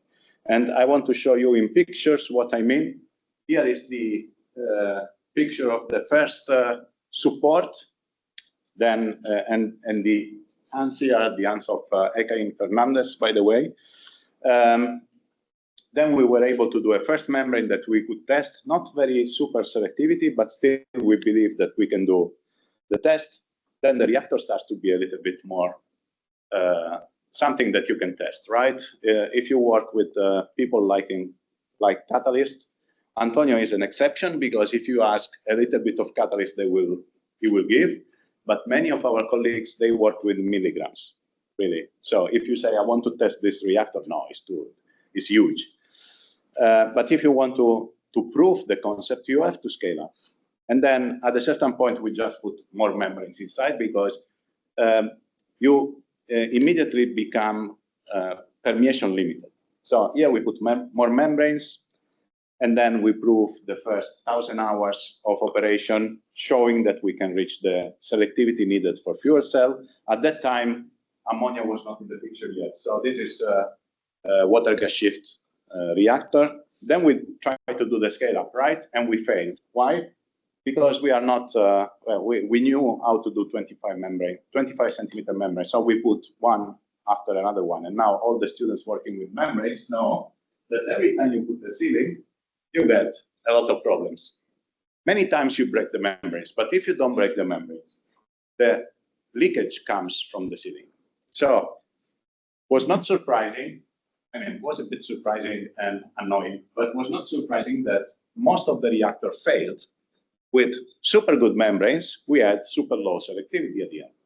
So we had to come back, try to partner with somebody that can help, and Rauscher joined a lot of projects developing a support only for us, which is even closed from one side, so you have eliminate all the sealing. And then, of course, you start to care also on how can I put as much as membranes inside. So you see that we have different configuration. We even did XRD analysis in fluidized bed, CFD simulation to see how the membrane behave close to each other. And then we create bigger membrane reactors. And you see that the reactors become big. At that point, Ekaim was still in the team, being a postdoc, and then the reactor becomes so big that we cannot test anymore. We became big as well. But the reactor was very big, so you cannot test anymore. And at that point, we decided to create H2 site. And I still have the old logo because I like a lot. The new one is even nicer. Of course, in all this, I show you the picture of the experiments. We also need to do modeling because every time you do a new technology, you have to show that the cost of the product is competitive. So if you, for example, you do a techno-economic analysis showing that your product will cost 10 times the actual product, then forget about getting money. In any case, I'm not advocating to cheat. So please, if the product doesn't make sense, show that doesn't make sense. So for membrane reactors, we do a lot of simulations. And at the end, we also created a company, Modelta, that is able now to do techno-economic analysis for different model systems. They even took our models and brought the model on the cloud, such that now it's much easier for many people to use. In this particular case, you see Aspen, but it's also Cape Open, so you can use in any type of simulation tools. So if you are interested in membrane simulation, Modelta is the place to go. And with this, I would like to finish my presentation. First of all, acknowledging all the people working, and of course, because we are speaking about APOLO, AMBHER, and ARENA and ANDREAH, actually, and ANDREAH, because ARENA is finished. These are the people working, are also in the room, so you can always ask. Valentina started as PhD in ARENA, and then she liked so much the palladium and working on palladium membranes that she moved to ANDREAH with carbon. And Yolanda is working on the ammonia production, and then Roberto is working on APOLO, on new membranes together with Tecnalia again. And with this, I would like to thank you for your attention. Now, I come back to my chairman position. Any question? Also online, in case. Show the reactor for low flow rate. Yeah, I repeat the question for the people online. Why we use so big reactor for a small production? And the question is very good. Simply because at that point we want to prove the membrane reactor technology. So in that reactor, there are many membranes. There is also a burner inside because it's for reforming of methane. So the reactor itself is annular space, so it's not so big because there is the burner inside. And of course, we know that you can optimize. And indeed, H2Side took this as an example, and then actually this reactor went to H2Side, and then they improved. Because at a certain point, once you prove for so many hours, then you have to optimize. And obviously, reactor size is very important. Yeah. Any other question? Yes? You can come here, otherwise I have to repeat always the question, and it's also good for your health.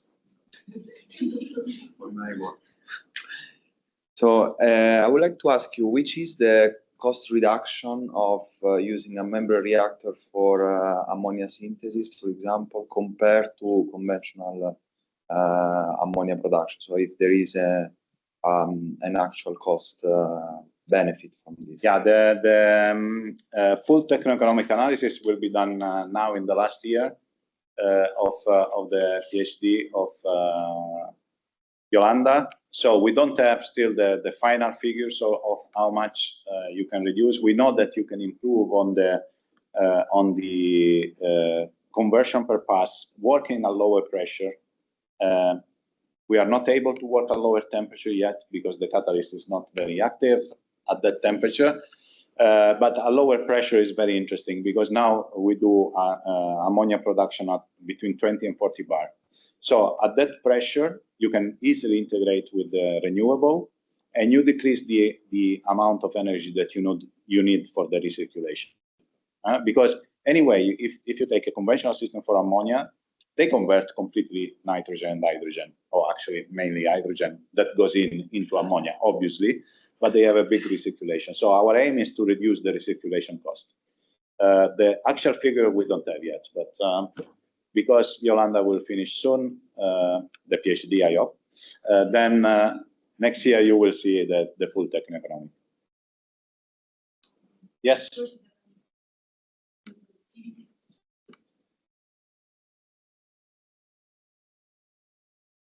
Of course, it depends on the productivity that you want to achieve. But for example, for a small scale ammonia plants, so that you can also pair with renewable energy. If you only look at the reactor itself, for sure, I can tell you that you can size down basically the reactor. And for example, I was doing a study for 50 kiloton per year of production of ammonia, and I was able to use 15 times less catalyst. So you can imagine how much the reactor size can reduce. But of course, as we mentioned also earlier, the major cost is not that one. So then you shift the attention somewhere else.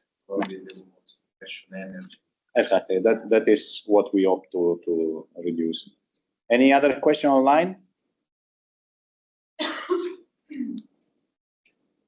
Apparently not. You are always welcome to ask other questions. We will try to answer online. And I think the next presentation is from Black. I think it's this one, right? Right. Yes. So we have Nicole from LEC, and I hope that online you can see the presentation. Please, the floor is yours. Yeah. Thank you very much, Fausto, for the introduction, and good morning. It's still morning online and here in the room. So I have two roles. I'm professor at the Technical University Graz, and at the same time I'm the scientific director of the Large Engines Competence Center in Graz. And the reason why the Large Engines Competence Center is actually so interested in ammonia is actually that we are interrupting the path that Fausto created earlier when he showed that, okay, we are going from transport to ammonia cracking, because we don't necessarily want to do the last step of the ammonia cracking, but instead use the ammonia itself in the engine, which actually works fairly fine. What I would like to now do a little bit is to give, for all those of you who don't maybe are not so familiar with the maritime sector, give you a little bit of an insight also what the needs of the sector are and the boundary conditions. then also show why ammonia is actually so favorable in this space. I mean, a lot of that was, of course, already shown earlier. Then highlight some of the difficulties that we have or the challenges with using ammonia in the engine, and then I would like to give you a little bit state of the current research in this area. What is really important to know for maritime transport, it's really the backbone of global trade. So 80 to 90% roughly is really transported by shipping, so by the shipping sector. So even though the CO2 footprint of global shipping is roughly only 5%, so you can already see that it's actually in terms of at least global greenhouse gases, it's actually producing less than its fair share compared to other sectors.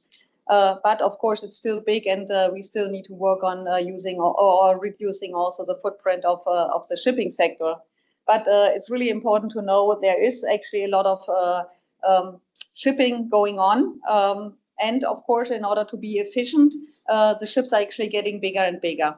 And the largest vessels that we have nowadays, can see that here they're actually transporting more than 24,000 containers in one go, which of course also means they need a lot of propulsion power, and the propulsion is typically provided by engines. So, and when I say engines, I mean typically one engine. So we have one engine producing up to 80 megawatt of power. And that's why we think that actually for the foreseeable future, engines are still going to be really the main propulsion source for deep sea shipping, because I think there are not too many other technologies out there that can easily compete with this kind of power output, reliability, and also durability. And the durability here of these engines is a little bit a blessing and a curse at the same time, because these engines, together with the vessels, they normally last many decades long. So if we want to introduce any changes that really also help with the greenhouse gas emission reduction in the next couple of years, we need to think about also retrofit solutions and not just what we can do when we replace the vessels. Overall, the shipping sector is often really considered the dirty sector. So it's always that we say like, okay, that dirty shipping, and it is certainly true that the IMO, the International Maritime Organization, which is also responsible for setting these standards, they were a little bit late to the game when it came to pollutant emissions. And you can see here some of the steps that they took along the way, but I would like to focus on more on the greenhouse gas emission reduction, because on that end, the shipping sector is actually one of the front runners.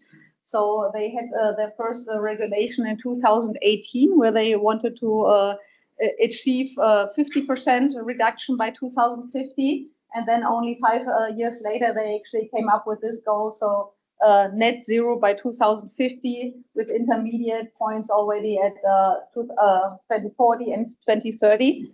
At the beginning, it was just really having a target, but then they also wanted to actually put a framework in place, not just to have a target, but actually to have a path of how to achieve this target. And in April this year, there was the publication or the a lot of discussion about this net zero framework, and the framework would actually put in place also the means of achieving this greenhouse gas emission reduction, and it's actually by setting standards for the carbon intensity on board of the vessel. So carbon intensity of all energy that is used, not just the fuel for the propulsion, but all the other energy needs as well. And then there was the idea to put two targets here, tier 1 target, tier 2 target, and both of them are, of course, declining over time in order to make the carbon intensity go down to ultimately achieve the goal net zero in 2050. Unfortunately, I hope that I could actually tell you today that the framework was adopted, but maybe some of you have heard that last week there was actually a session of the IMO, and they decided to postpone by at least 1 year the decision on adopting this framework, which is a little bit disappointing. But I think in the meantime, there's still work going on to also work on the details of this reduction scheme, because there's still some uncertainty about what's going on after 2035, and also about some of the details on how to account for wind assist or something like that.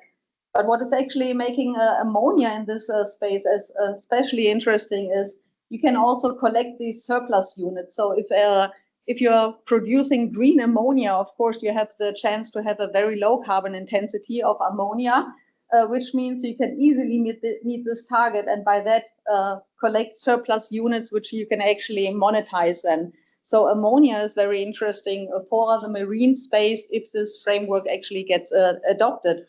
The second fuel that is very attractive here is, of course, hydrogen. But that was also already mentioned earlier, hydrogen has some drawbacks, and this is actually what is shown here. I think it was shown in numbers earlier as well. Here now we put the storage space relative to heavy fuel oil or marine gas oil, and you can see that hydrogen actually next to battery is actually the second worst what you can do to a vessel.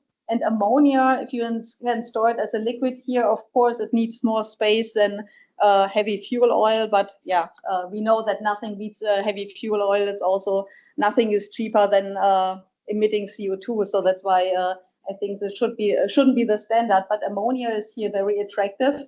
And you should also keep in mind, roughly for the large vessels, you have on the order of maybe 4, 5, 6% of actually the maximum capacity of a ship is today taken up by fuel. So if you have something that is like battery here taking up 30 times more space in the vessel, you can hardly bring any cargo with you. So there's no point in going anymore. Plus, there's actually not just the space in itself, but there's also this consideration of the conditions that you actually need to store the fuel at. And this is what is shown here on the right-hand side. So we have the pressure and the temperature of storage, and the size of this bubble is actually considering or showing the amount of energy that we need to put in order to bring the fuel into that condition. And in blue, here we have liquid hydrogen. So you can see it needs to be stored at a very low temperature. And you need on the order of 30% of the energy stored in the hydrogen to actually get it into liquid state. It's not quite as bad for the compressed hydrogen, but you also need, you need high pressure and you need a lot of energy as well. And the two bubbles that you can see here, this is actually ammonia. So much more moderate conditions that we can use there. And we don't need to actually spend a lot of energy to bring it into that state. So that's why actually on the ammonia, on the maritime sector, ammonia actually is very favorable for storage, for transport, and also since we consider that very likely we as Europe going to import a lot of energy in the future, renewable energy from regions in the world where it's more economic to produce than, for example, in Germany. This is probably also going to happen a lot in some kind of liquid fuel. So this is now the benefit. Now we are coming to the maybe challenging aspects of ammonia. And what I'm showing here are three of the, just schematically, three of the main properties that actually count when you want to use a fuel in the engine. So that's the ignition limits, ignition energy, and its flame speed. And in this case, laminar flame speed.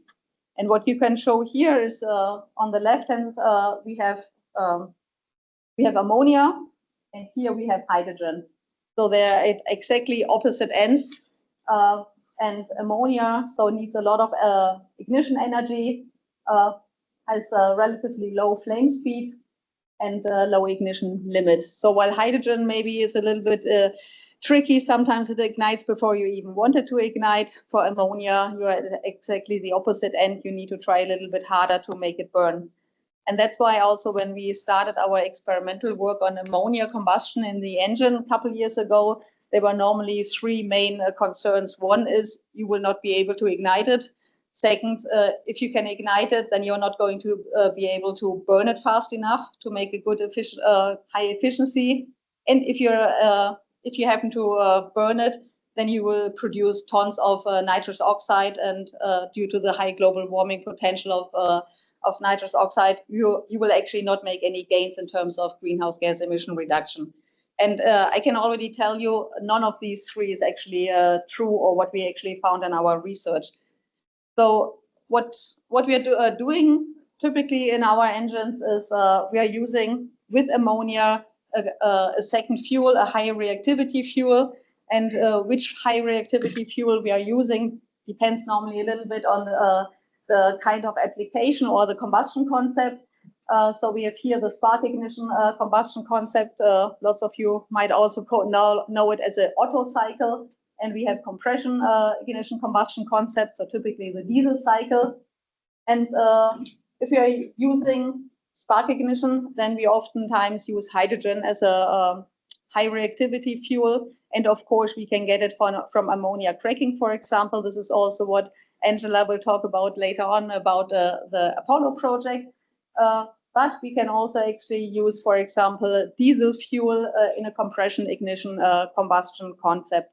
And this is typically what we are seeing more in the maritime space, because due to redundancy requirements that we have in maritime, it's very popular to actually use diesel, so that you can always switch back to the diesel operation if there is any need, either for safety reasons or for simply supply reasons.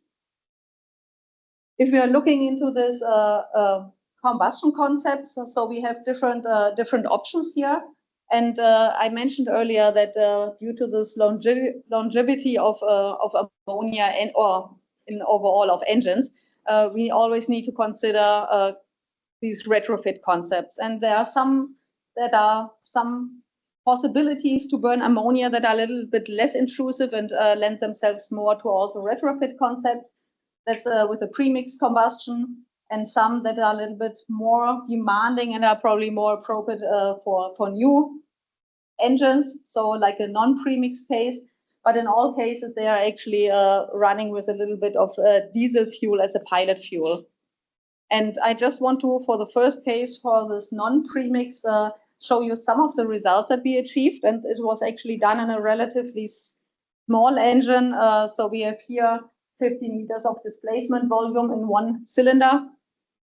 And what we are showing here are plots. So this is the operating range.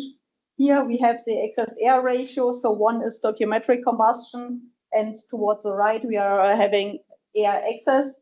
And on the y-axis we have the amount of diesel fuel, or the energetic diesel fraction that we need.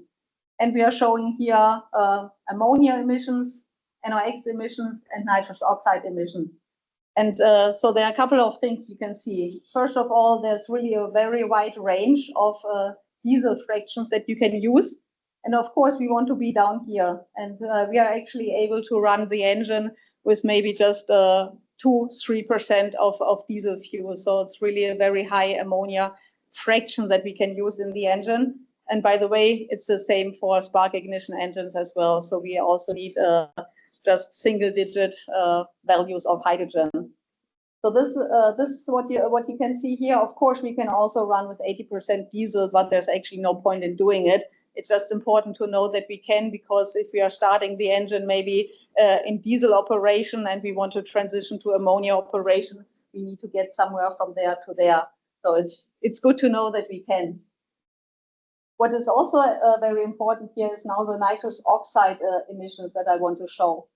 So we have here the corner where we want to be, so the sweet spot on the order of 0.15 grams per kilowatt hour of nitrous oxide emissions. That's on the order of maybe 20, 30 ppm. N2O emissions, of course, it's not nothing, but that also already means that compared to a diesel engine, we are already cutting down greenhouse gas emission by roughly 90%. So, and that is before exhaust gas after treatment. Exhaust gas after treatment for nitrous oxide in principle exists already, not yet for engines, but we're working on that as well. And we expect that we can reduce nitrous oxide emissions even further than that. So overall, it's actually a bit surprising to a lot of people that ammonia here in considering some of our fuels that we like, on the e-fuel space, ammonia is actually the one that's least complicated. So in contrast to what everybody was expecting, even with this premixed combustion, ammonia works just fine. And actually for this non-premixed combustion, that's even easier. So in all cases, we can actually use all these three fuels without many problems.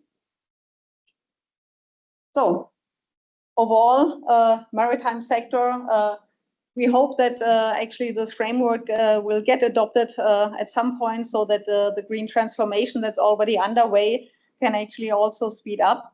Which fuel is going to be used in these engines will largely really depend on which fuel is used as an energy carrier, because it doesn't make any sense to use some different source other than the one that you already have on board. But what I would also like to remind people of is actually the size that we are looking at here. So the global merchant fleet has roughly 100,000 ships. And as of June last year, the number of ammonia engines ordered was, I don't know, it was still double digit. Maybe it's a little bit more now. Doesn't look much better for hydrogen. Methanol is a little bit more. And even what we have more here in the battery and hybrid sector is compared to the global fleet still relatively minor. So we certainly need to speed things up in order to achieve the goals. With that, thanks for your attention. Thank you very much for the nice presentation. Any question? Yes, Valentina, can you come closer?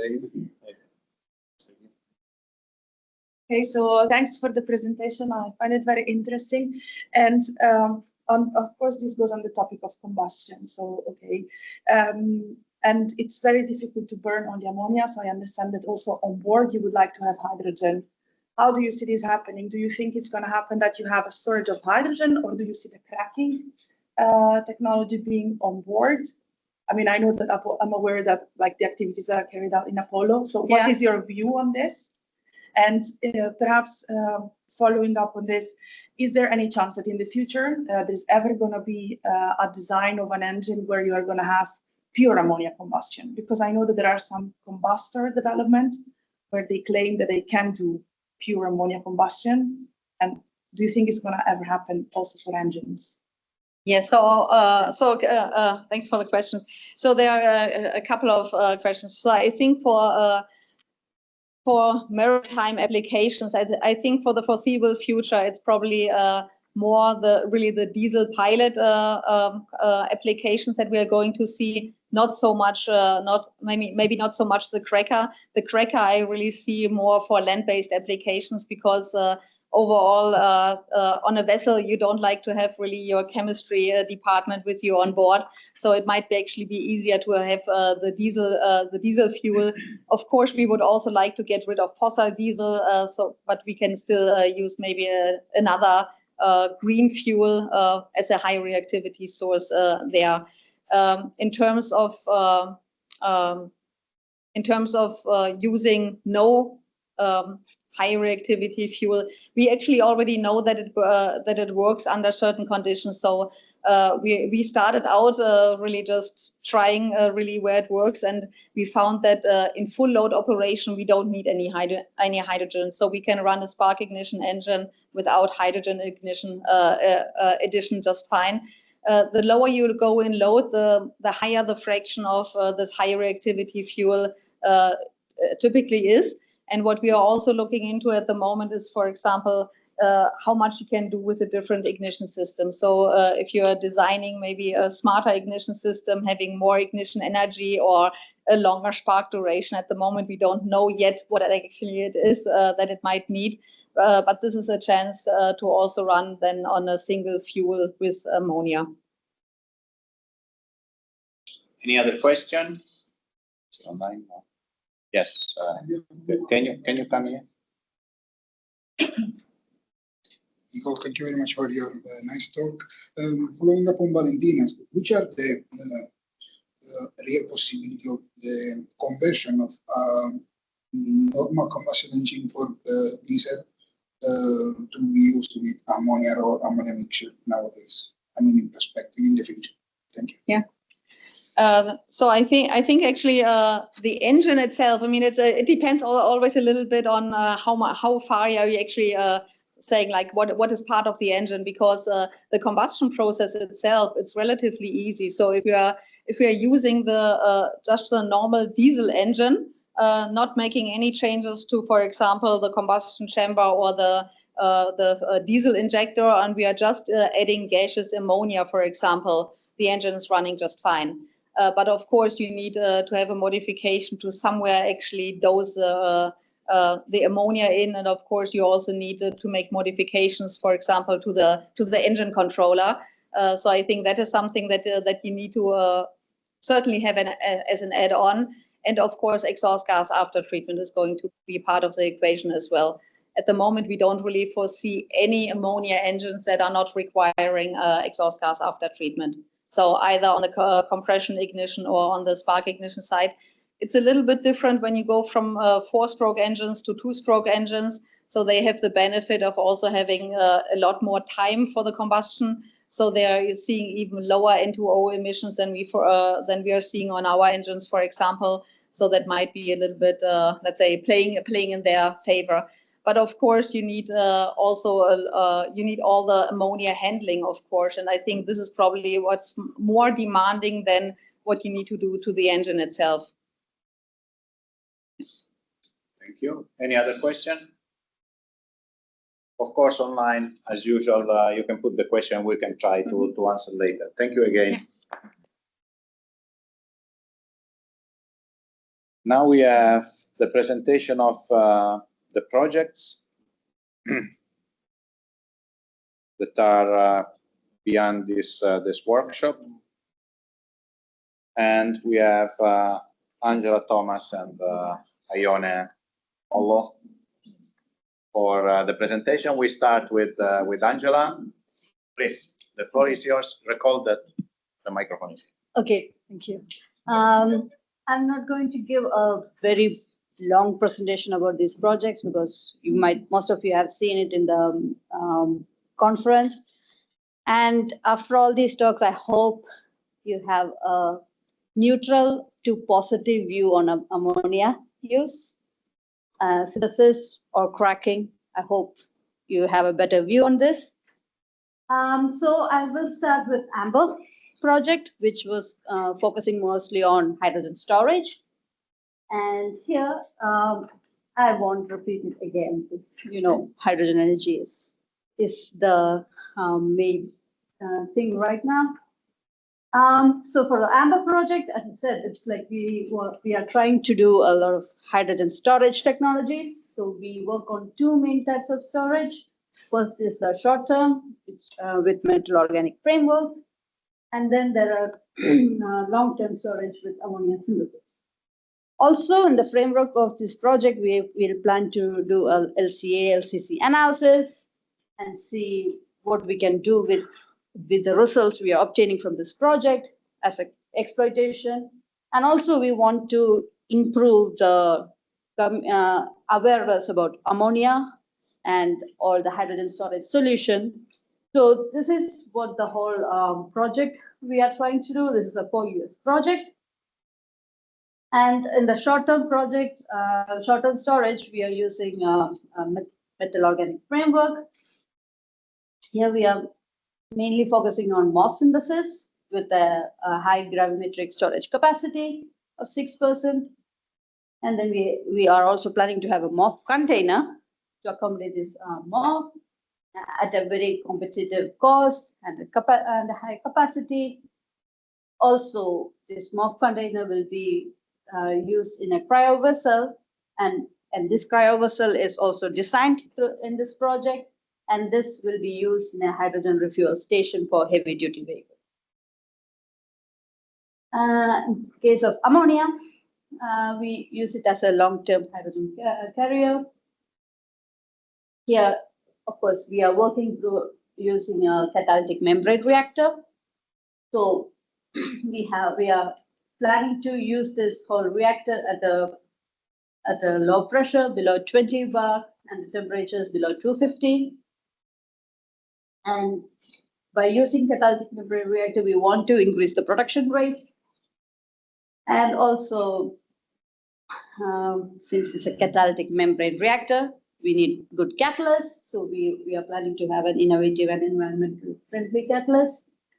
And also, we are constructing a 3D printed box, periodic open cell structures, and for coating or coating these catalyst materials. And also, the membrane is a crucial part of the CMR. And we are planning to develop a CMS membrane cover molecular sieve membrane with the selectivity of 50 between ammonia and nitrogen, and also selectivity of 10 between ammonia and hydrogen, and a good permeance value. So in the framework of AMBHER, we have 16 partners. 7 of them are industries or SMEs, or small and medium enterprises. And then we have 9 universities working to make mostly for catalyst development. And also TUV is working with the membrane reactor. So the overall approach of this project is that we, as I said, 2 hydrogen storage solutions, short-term and long-term. So we will first work on the key component development. And then once you choose the best key components, we go for scaling up and make the prototype, and then finally try to demonstrate at the TRL5 level how this would work, and do a techno-economic analysis of this. So this is the work package structure. We have 8 work packages. Out of them, I think I would call 6 of them are technical. I really would like to focus on the LCA work package as well. So I would call it as a technical work package. And then we also have the dissemination and communication led by OneCube, and also project management, which is hosted by Technalia.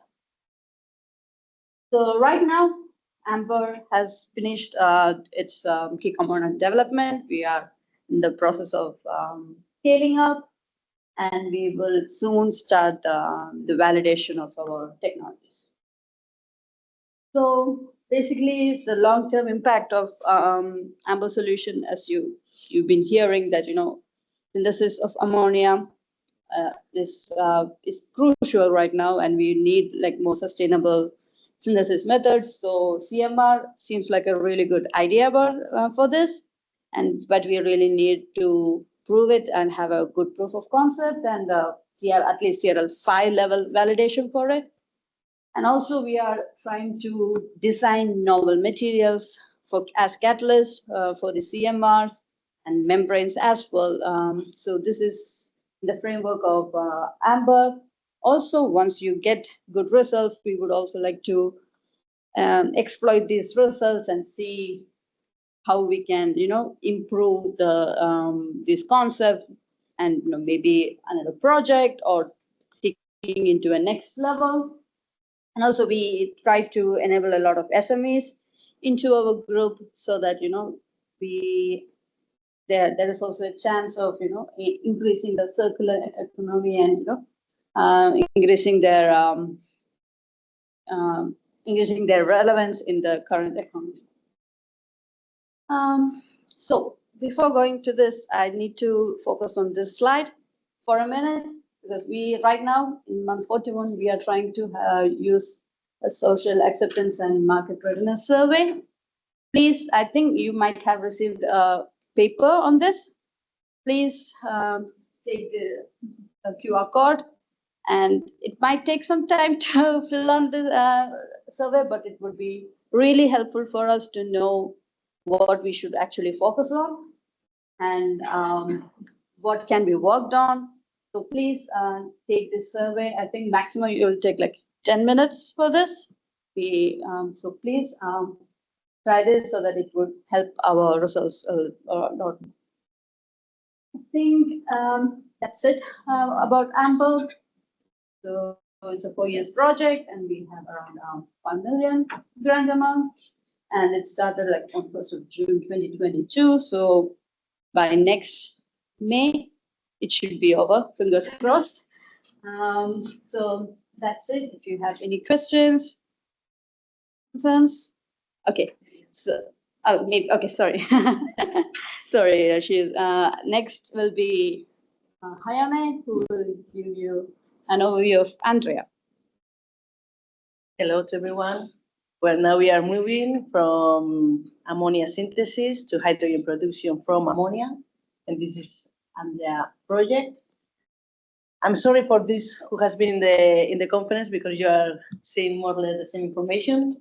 The objective, the general objective of ANDREAH is to provide a quantum leap in the development of advanced ammonia decomposition technologies to produce ultra pure hydrogen, and this will be done by a catalytic membrane reactor for the ammonia cracking.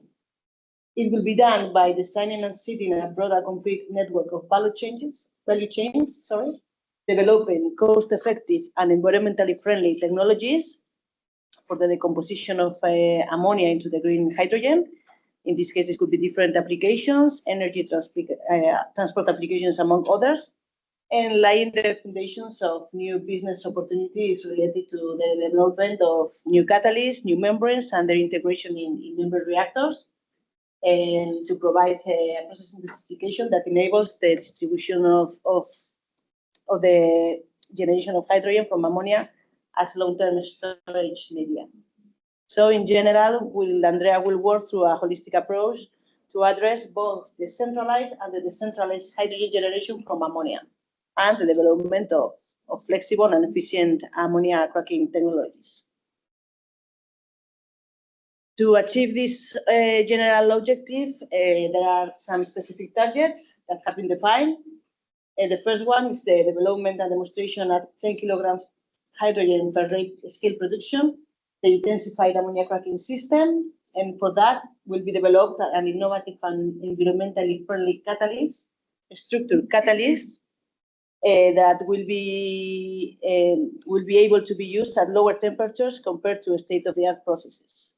The catalyst, with or without, or with a very low content of ruthenium, will be able to operate at temperatures between 400 and 450 degrees, and also will be designed and manufactured highly conductive 3D printed box with optimized heat and mass transfer.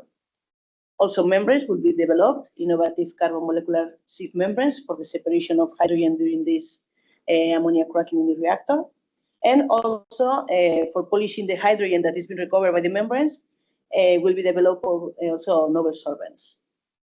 Another very important objective would be the development of a full LCA, LCC, and healthy and safety analysis of the ANDREAH project. And to pave the way for future exploitation of ANDREAH key exploitable results, well, I anticipate that the main care of this project is the advanced catalyst sorbents and membranes integrated into a catalytic membrane reactor for ammonia cracking. And at the beginning, during the proposal, it was defined a business case of this exploitable result. But during the project, this business case has been updated, and it's been updated every 6 months.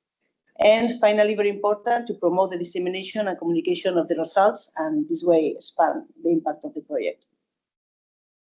Well, this is a general scheme of the ANDREAH membrane reactor and the solution that ANDREAH is proposing. We have the catalytic membrane reactor, in which the structured catalyst and the carbon molecular sieve membranes will be integrated. Green ammonia will be fed, but as we want to obtain the hydrogen with enough purity, we will also have a cleaning stage with novel solvents. So this way, obtain this high purity hydrogen. This is the overall approach, the value chain of the project. We are developing the catalyst, the membranes, and the solvents. They will be integrated in a membrane reactor, and the ammonia cracking system will be manufactured.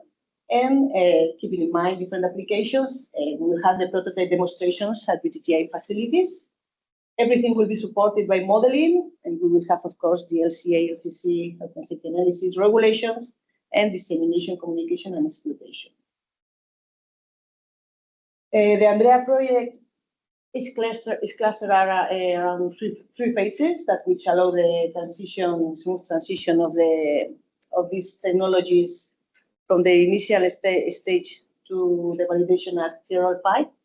The first one is more focused to lab work to research key component optimization and selection. When that the most promising components are selected and we have the system design, we will move to the second phase, scale up and prototype constructions. And once that it's everything ready, we will have the third phase with the demonstration on tier 5. The project is structured in 7 different work packages, moving for the business case definition and exploitation led by Iberdrola. In BP2, we will have the system requirements, design and modeling with the key components. In the third work package, the development and scale-up of these key components, catalyst, solvent, membranes, and will be integrated in the prototype, led by CNR.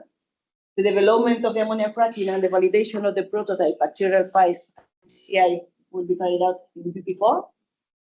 BP5, environmental and social LCA and economic assessment led by RINA, dissemination and communication in the BP6 led by OneCube, and the BP7 that is regarding the project management is led by Tecnalia. I already have anticipated some of these partners. There are 9 partners for 4 different countries, 6 of them industrial partners and 3 partners related to universities and research centers. Between the industry, we have, for example, Umicore, specialized in materials development, Iberdrola, an energy multinational company, and VTTI, an energy storage provider. Between the top-level European research, public and private institutes and universities will be working together, TUE, CNR, and Tecnalia. And for example, we have RINA-C in LCA, LCC, and health and safety analysis. And OneCube will lead the dissemination and communication strategy. This is the overall planning of the project. We will be submitting 54 deliverables and reaching 7 milestones. So, we are now in month 28, and at month 30, we will be having our next assembly meeting at RINA-C facilities. And which are the expected results of the project? The first one, of course, the advanced ammonia decomposition system that will be based on membrane reactor technology for the production of hydrogen. Another one, the innovative and environmentally friendly catalyst materials that will be used at much lower temperatures compared to conventional ammonia decomposition, I said before, between 400 and 450 degrees. The innovative carbon molecular sieve membranes for the separation of hydrogen during the ammonia cracking. Recipes for the activation of open cellular foams and 3D printed POCs with the catalyst. And finally, as I mentioned before, the novel solvents for polishing the hydrogen obtained with the carbon molecular sieve membranes. As said before, we have this main key exploitable result, the advanced ammonia cracking system based on the membrane reactor technology. Main partners are TUE, Tecnalia, and CNR,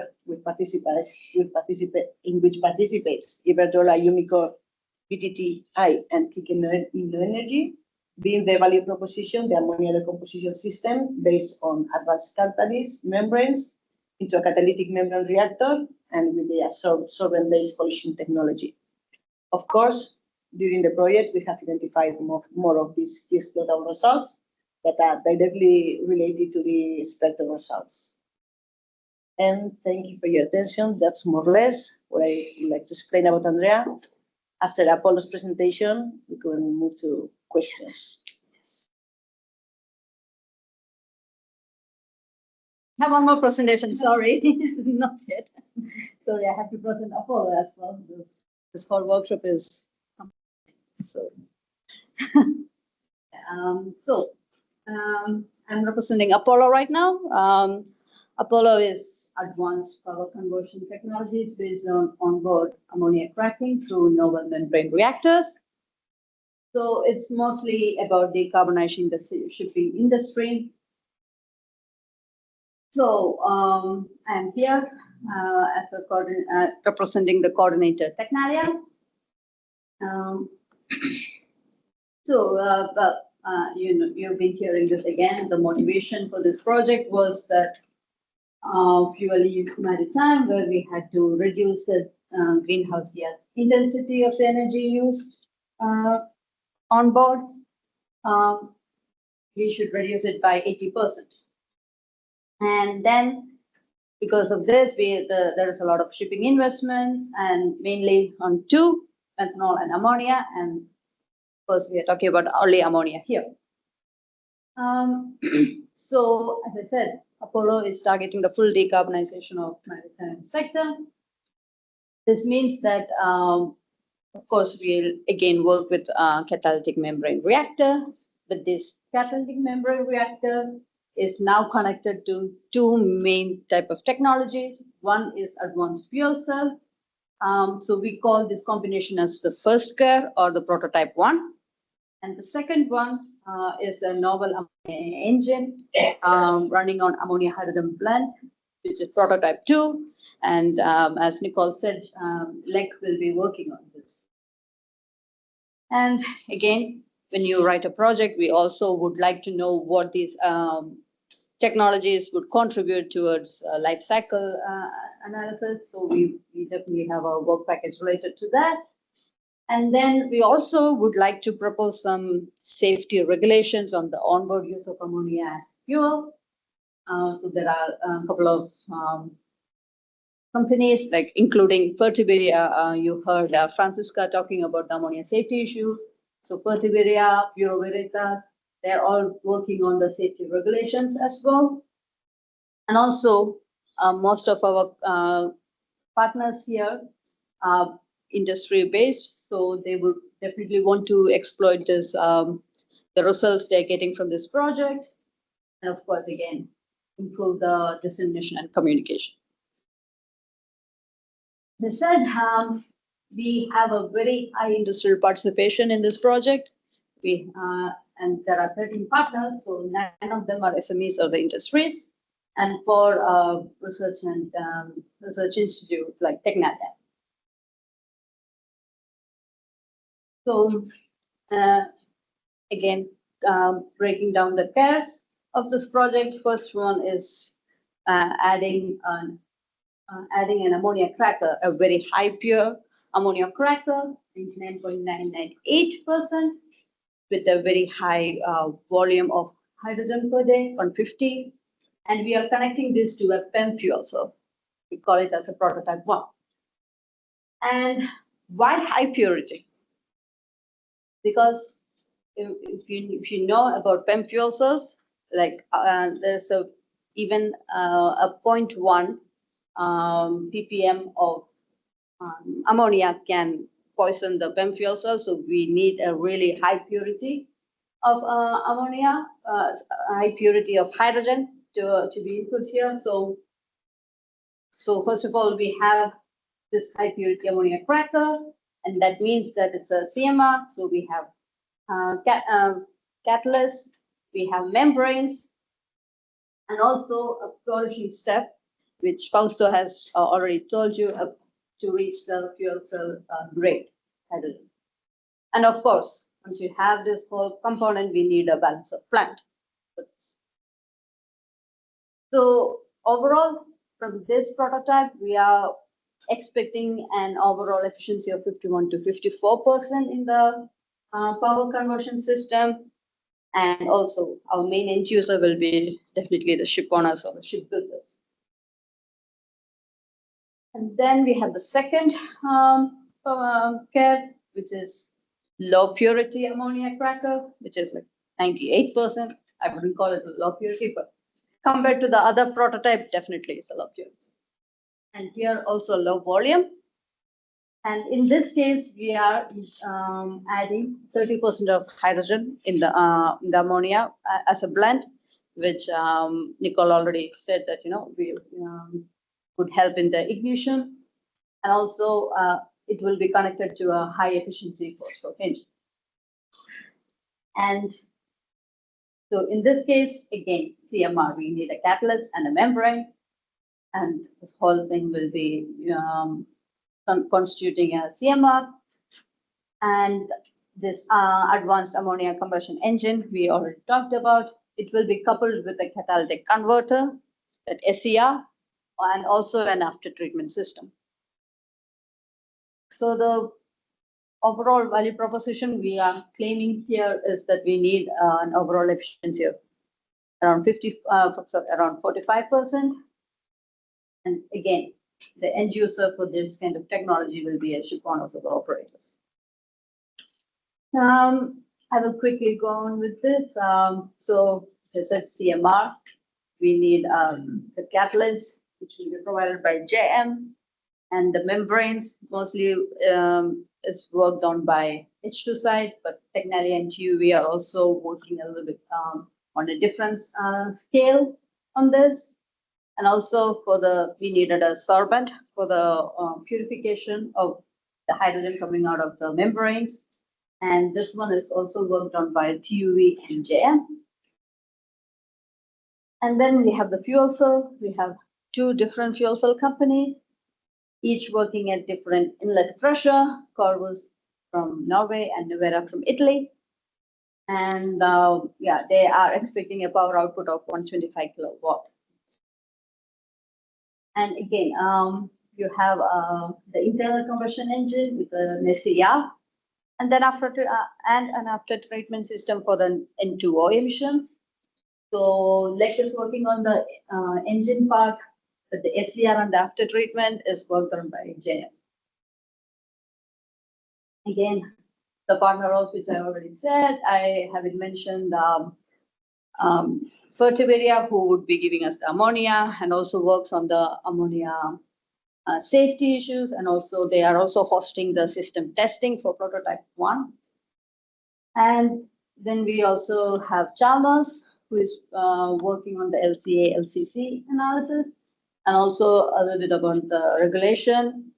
And then we have Astander, who is a shipbuilder in our group, who would be kind of giving us recommendations on how we should be going forward if we want to use this whole technology in a ship, in a full functioning ship. Also, Bureau Veritas will help us develop partial amendments on EU and IMO regulations on the use of ammonia. And then leave someone. I think, okay, obviously OneCube will be helping us in the dissemination communication. And then TUV reacted, they're also doing some lab scale testing, and of course the process design and the model. And Technalia will be doing some membrane development at a much smaller scale to improve the palladium membrane, trying to make it to a hollow fiber membrane. And also we are the project coordinator. This is the loose methodology and execution for this project.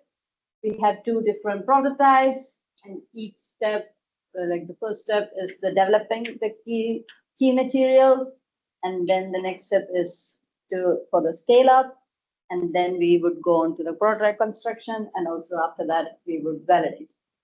And right now we are at month 22, where we are going to select the best components and start the scale up, so we can do the prototype construction later. Again, this is divided into 7 work packages. First 5 are technical work package. The first one is very important. We need to know the business case and exploitation of this of Apollo project results. And then you have modeling, you have a key component development and scale up in work package 3. Then once we have the key components, we would start integration and validation from work package 4. And then throughout all this, we are constantly in contacting work package 5, which does the LCA, LCC analysis. And of course, throughout all the project, we have dissemination and communication, and also project management. I think coming on to the concluding slide. So Apollo will definitely work on the challenges of power conversion, and we want to fully decarbonize the maritime sector. So in Apollo, as I said, we have a very holistic consortium, I would say, where we have ammonia synthesizers like Fertiberia, who are pioneers in ammonia synthesis at least in Spain. And then we have shipbuilders, Astander, who would be watching us and instructing how these technologies should be developed, so that we can do it and we can scale it up. And then the technologies developed here will be modular and easily scalable. And we are planning to target first 30,000 ships in the market. And all these prototypes will have a power output of 125 kilowatt, but it can be exploited up to megawatt scale. And of course, the key takeaway from this project will be the amendments, amendments on EU and IMO regulations, and also the health and safety assessment, and the techno-economic analysis and an LCC to see the economic viability of all these solutions. So with that, this is Apollo project in a glance. It is again a 4-year project. It has a funding of 7.5 million, and it started last year, and this is month 22. And this is for the whole concept. How we had like different, like green ammonia from Fertiberia, then you put it into a catalytic membrane reactor, and the hydrogen you get will be pure hydrogen. So you'll be using it with a sorbent into 2 fuel cells, Nevada and Corvus fuel cells, and again a blend of hydrogen and ammonia will be used in the LEC engines. Yes, this is pretty much what Apollo project is, and that's it. Thank you for your attention. You have. Thank you very much. Too much speaking. Okay. There is time for questions. Question from the audience.